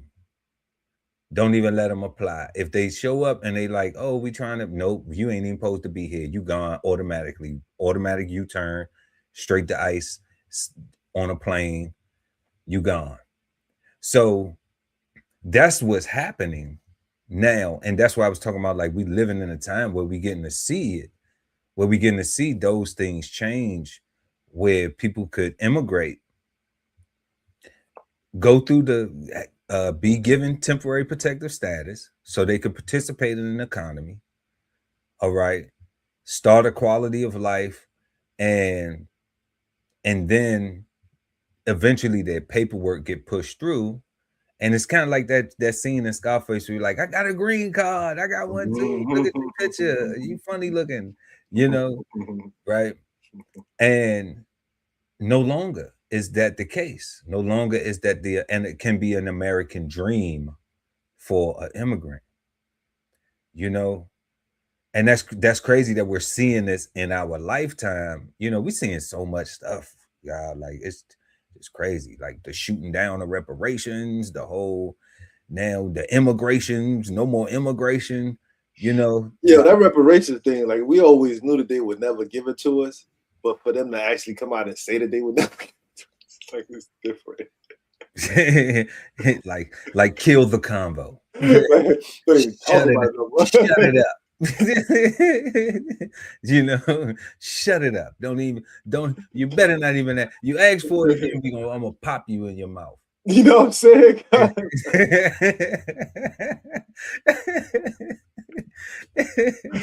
People are awful. Like, dang, I just wanted some ice cream. Dang, you know, it's crazy. We ain't got no ice cream money for y'all. You know? That's crazy. But prayers go out to all the families of all the immigrants that are going through that situation. You know, I'm with the God where, like, if you over here illegal, committing crimes, loafing, being lazy, you know, then there ain't no sympathy, ain't no pity party. But when it comes to the babies being affected, you know, I couldn't imagine, you know, somebody took my mama. You know, I couldn't imagine that. That's why I'd be like, I'm so thankful that I wasn't born in the slavery days, because they would have killed, I would have died. You know what I'm saying? What? I wouldn't have made it long. Yo, the little girl did not say she want to go to Honduras and be with her mom. She said she want to hope she can go visit her mom. She ain't said she want to go be with her mom. Like, she said she want to go visit. Visit. Which is why her jail story don't make sense to me, because I'm saying if the baby don't even want to be reunited with you where you are. She not used to that. She not used to that. The 19-year-old ain't used to that, and neither was the little baby girl. Neither one of them is used to life in Honduras. They used to life over here. McDonald's, Taco Bell, you know, everything. Yeah. Social media, tweets, TikTok. They don't want that. They don't want to go over there and be poor. They don't want to be Honduras poor. You know, American poor is better than anywhere on the earth. We traveled it. We seen it, God. That's true. American poor is better than anywhere on the planet that is third world, and they got a version of poor. Which is why the scammers attack our poor, because our poor have enough money to be scammed. Think about that.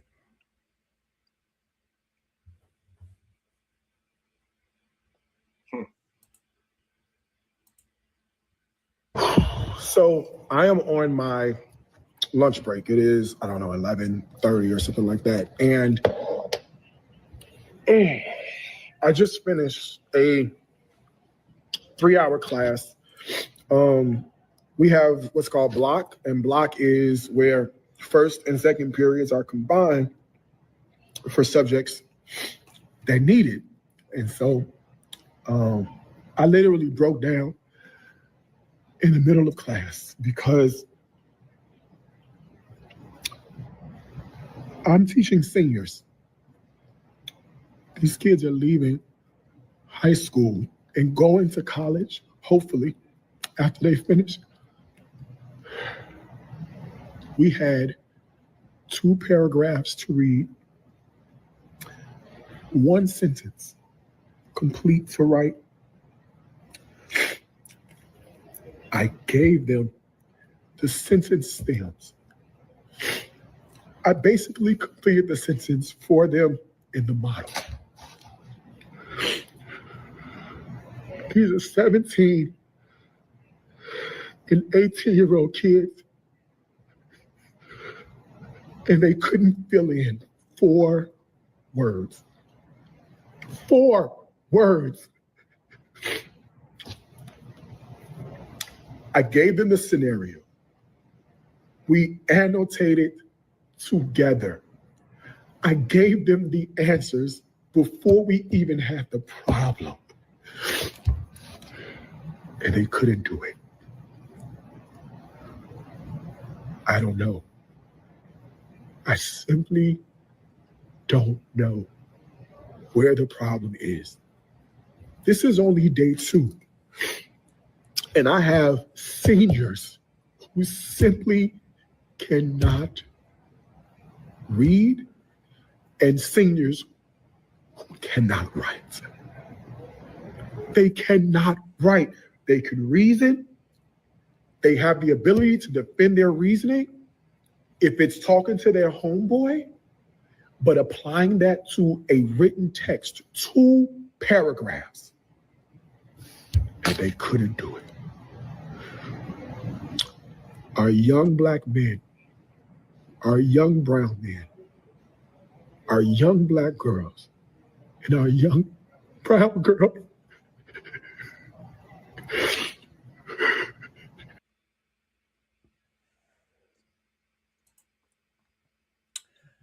What you think, God?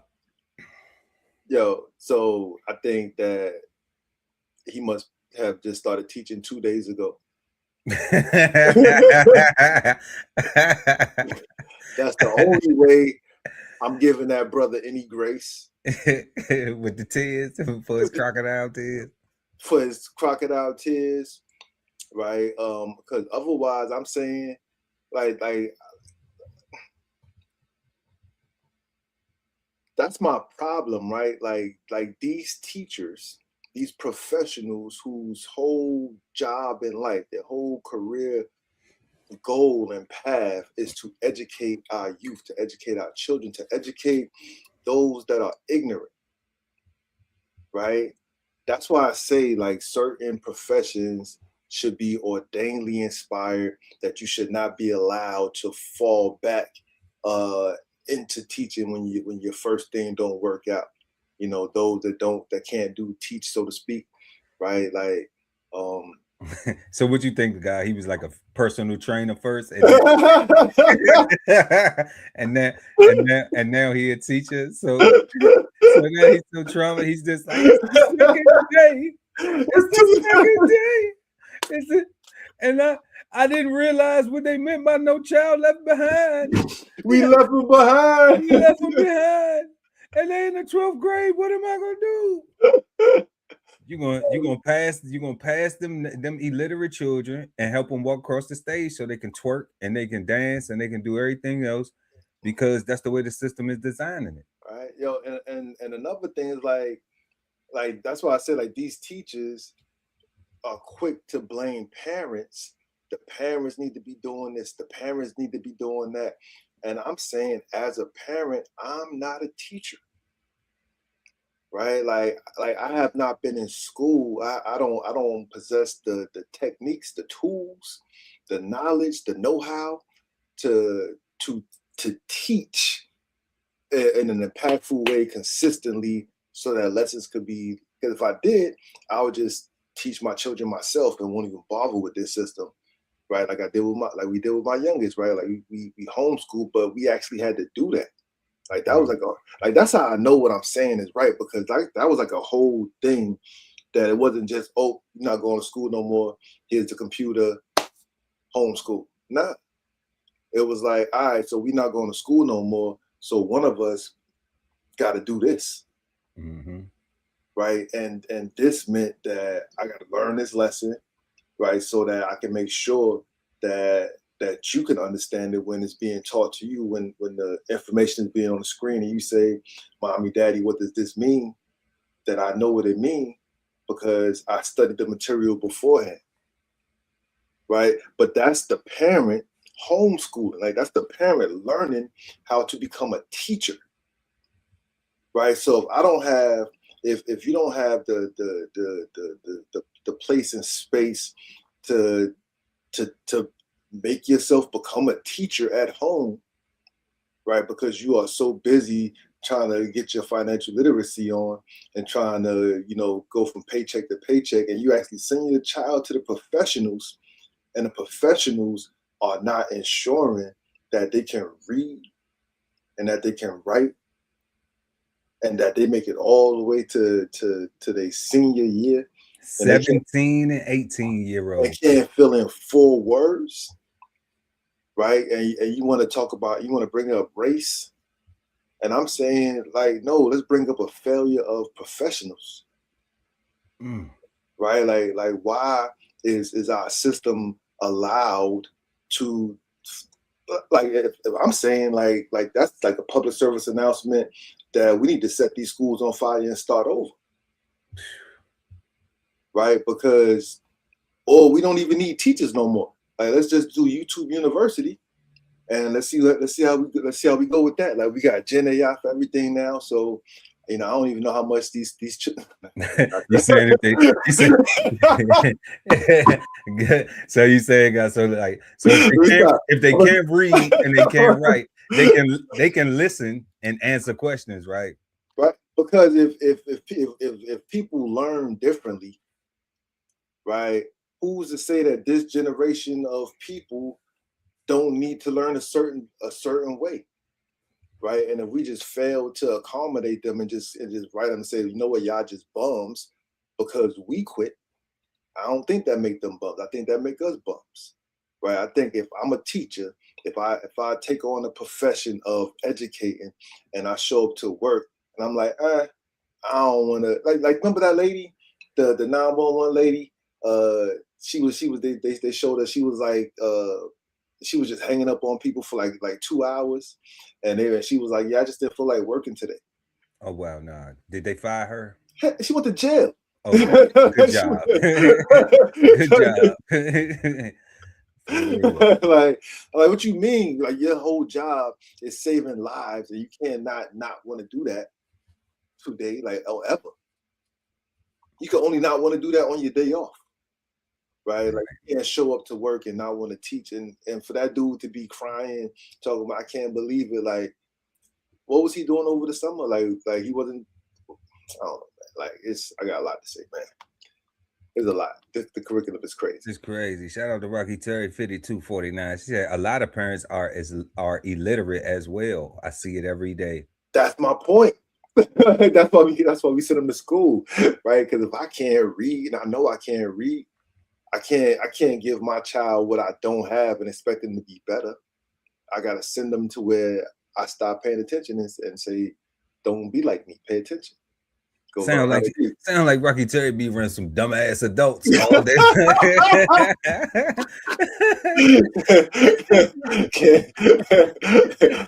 Can't nobody read those eyes. And they little dumbass kids. No, man. Like, we laughing, we making jokes, but that ain't funny, man. Because that was sad, man. Because the youth are supposed to be our future, So if they are having difficulty, and we seeing this brother up here crying and crocodile, I don't even know what to do. Quit your job.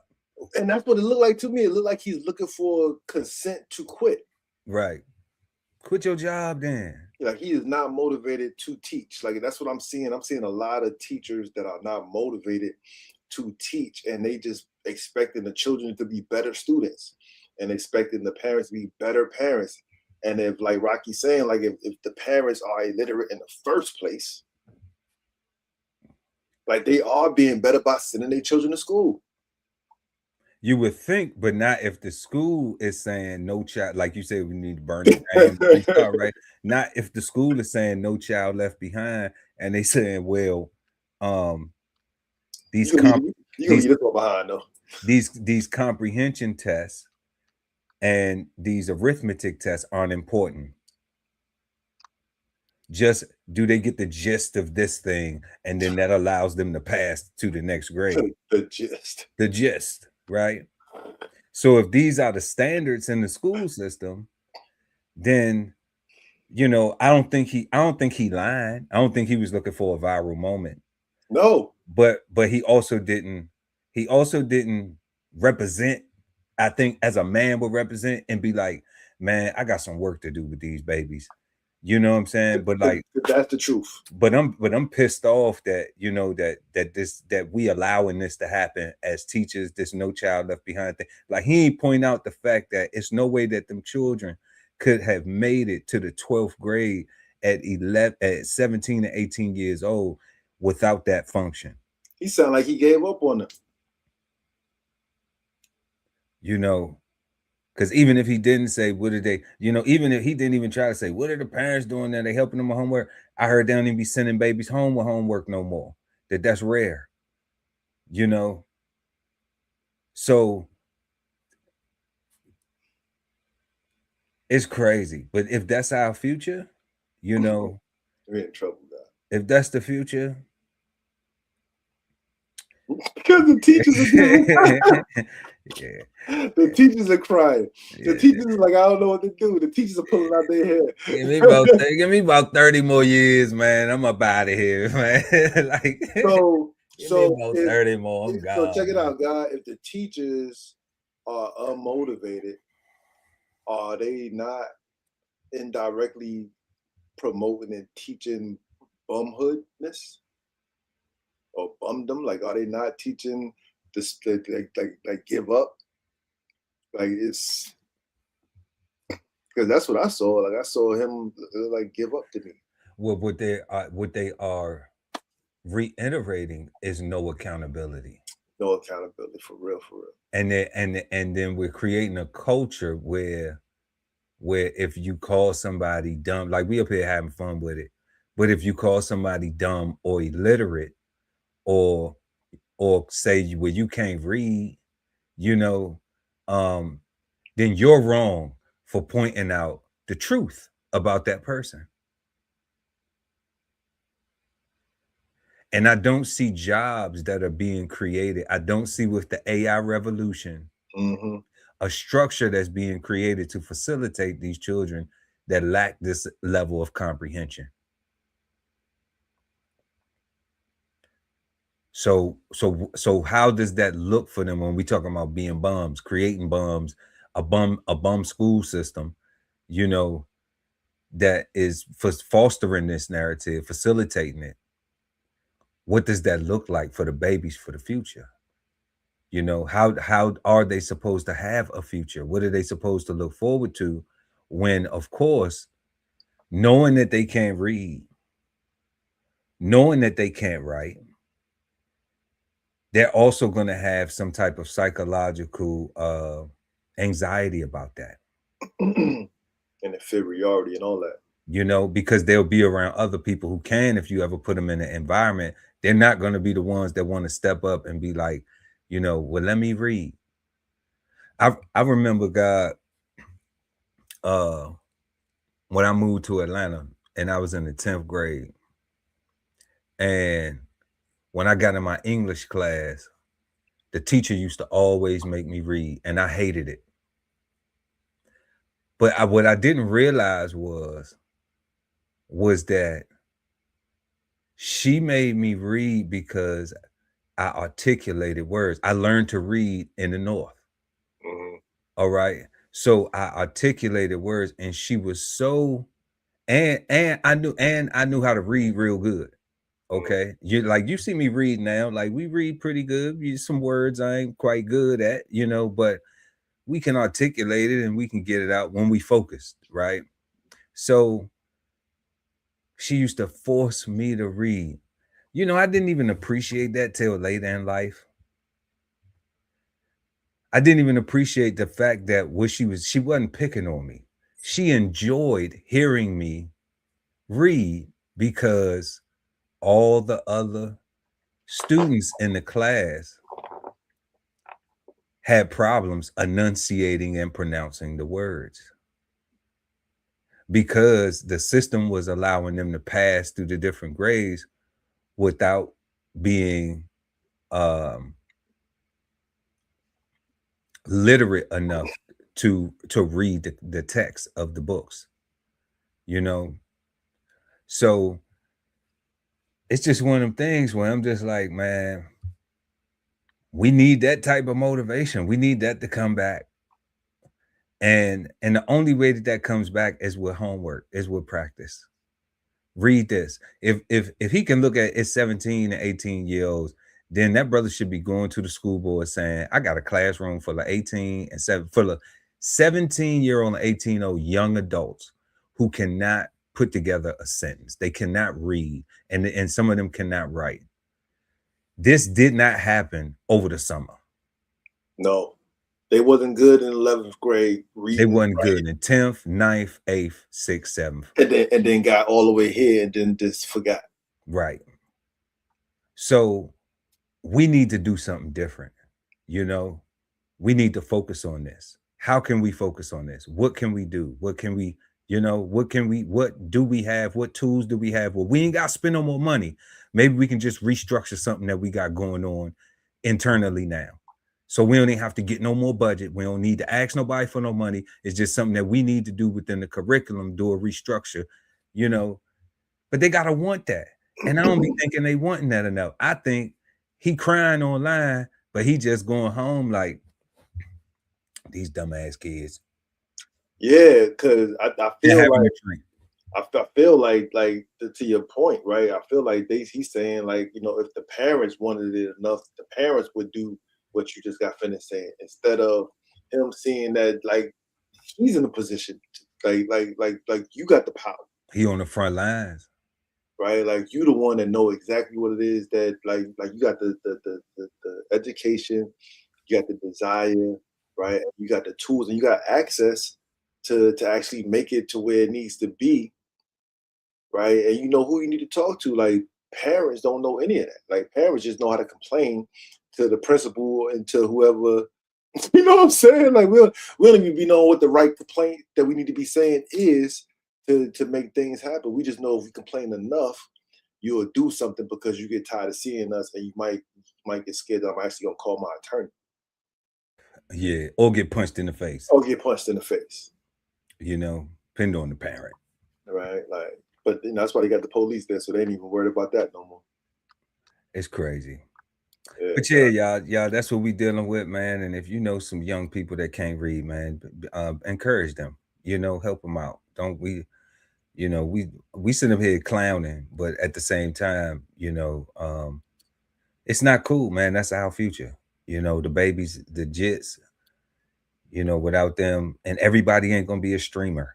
Everybody ain't gonna be a rapper. Everybody ain't gonna, you know, well, it might. The strip clubs might still be, you know what I'm saying? The strip clubs and the Turks, you know, they might have a whole bunch of, they might have new prospects. But I mean, we ain't encouraging that either. We want people to be married and have families and things like that, you know, lasting partnerships, all that, and be productive. And you can't do it if you can't read or write. It's impossible. You know,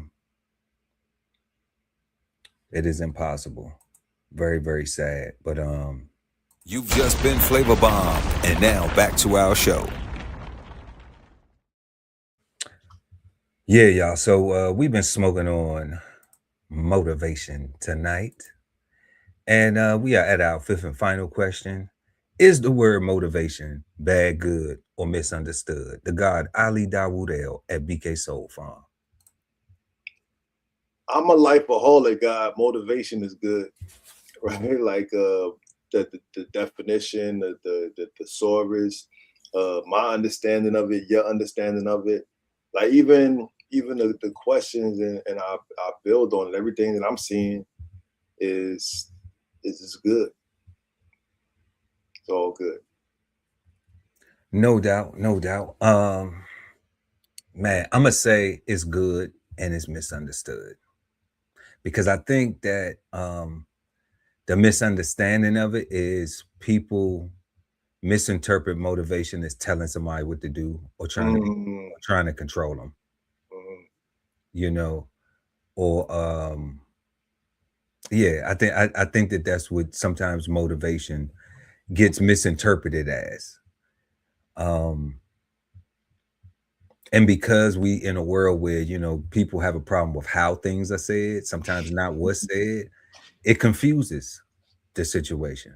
You know, it leaves a lot of room for confusion, and then it gets misunderstood. A person won't realize that, like, nah, like, I'm not trying to tell you what to do. You know what I'm saying? I'm not trying to be your boss, but I am trying to motivate you, you know, to understand, like, you probably in a better position than when you was. I don't know where you coming from, but you probably in a better position than where you was, you know, and let's respect that. Let's build on that. So people will misinterpret motivation sometimes, but motivation is always good, you know, to stay motivated, to stay self-motivated, to stay self-determined, to stay, would you say, God, in the beginning? A reminder never to quit. A reminder never to quit. You know, all that good stuff. So that's the reason why it's definitely, we agree on the Cigarden Panel that is good. And, you know, Chef Earl Pearl just threw in there that misunderstanding with but y'all got it, man. You know, stay motivated, stay educated and motivated for real, because we got a lot of school system ain't helping, clearly. Clearly, they cry. You know. But yeah, y'all, we smoking on the word motivation tonight. And our first question was, what do you think of when you hear the word motivation? Number 2, does struggle create motivation? Or can too much struggle destroy one's motivation? Question number 3, which do you think is the best form of motivation? Fear, self-reflection, or comparison, and why? Number 4, is internal motivation or somebody believing in you more powerful? And 5th and final, last but never least, is the word motivation bad, good, or misunderstood? We would like to know what you think about all of those questions. So please let us know in the comment section below. And we always will respond to each and every comment. Man, we had a fantastic show, some fantastic insights. Y'all, please smash that like button and subscribe to the channel and hit the notification bell so when we go live, you never miss an episode of Cigar Sundays Live. I am Chef Earl at DBCHEFTV, always with the guy Ali Dawoodell at BK Soul Farm. And we want all of you to have a peaceful, positive, and productive start to your week. And we will see y'all right here next Sunday, 8 p.m. East Coast time, Cigar Sundays Live. 2 big nerds smoking on words. Peace, God. Peace, God.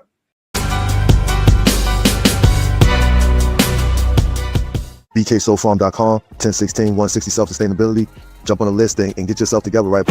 Only at the DBCHEFTV podcast, where the world talks food. TLS podcast, The Love Speak. TVK podcast, The Veteran Kettle. Cigar Sundays on YouTube. Brunch with the fellas at Brunch Fellas. Bo's podcast, Bo's on the table. Sign up for the newsletter and shop merch and clothing at DBCHEFTV.com.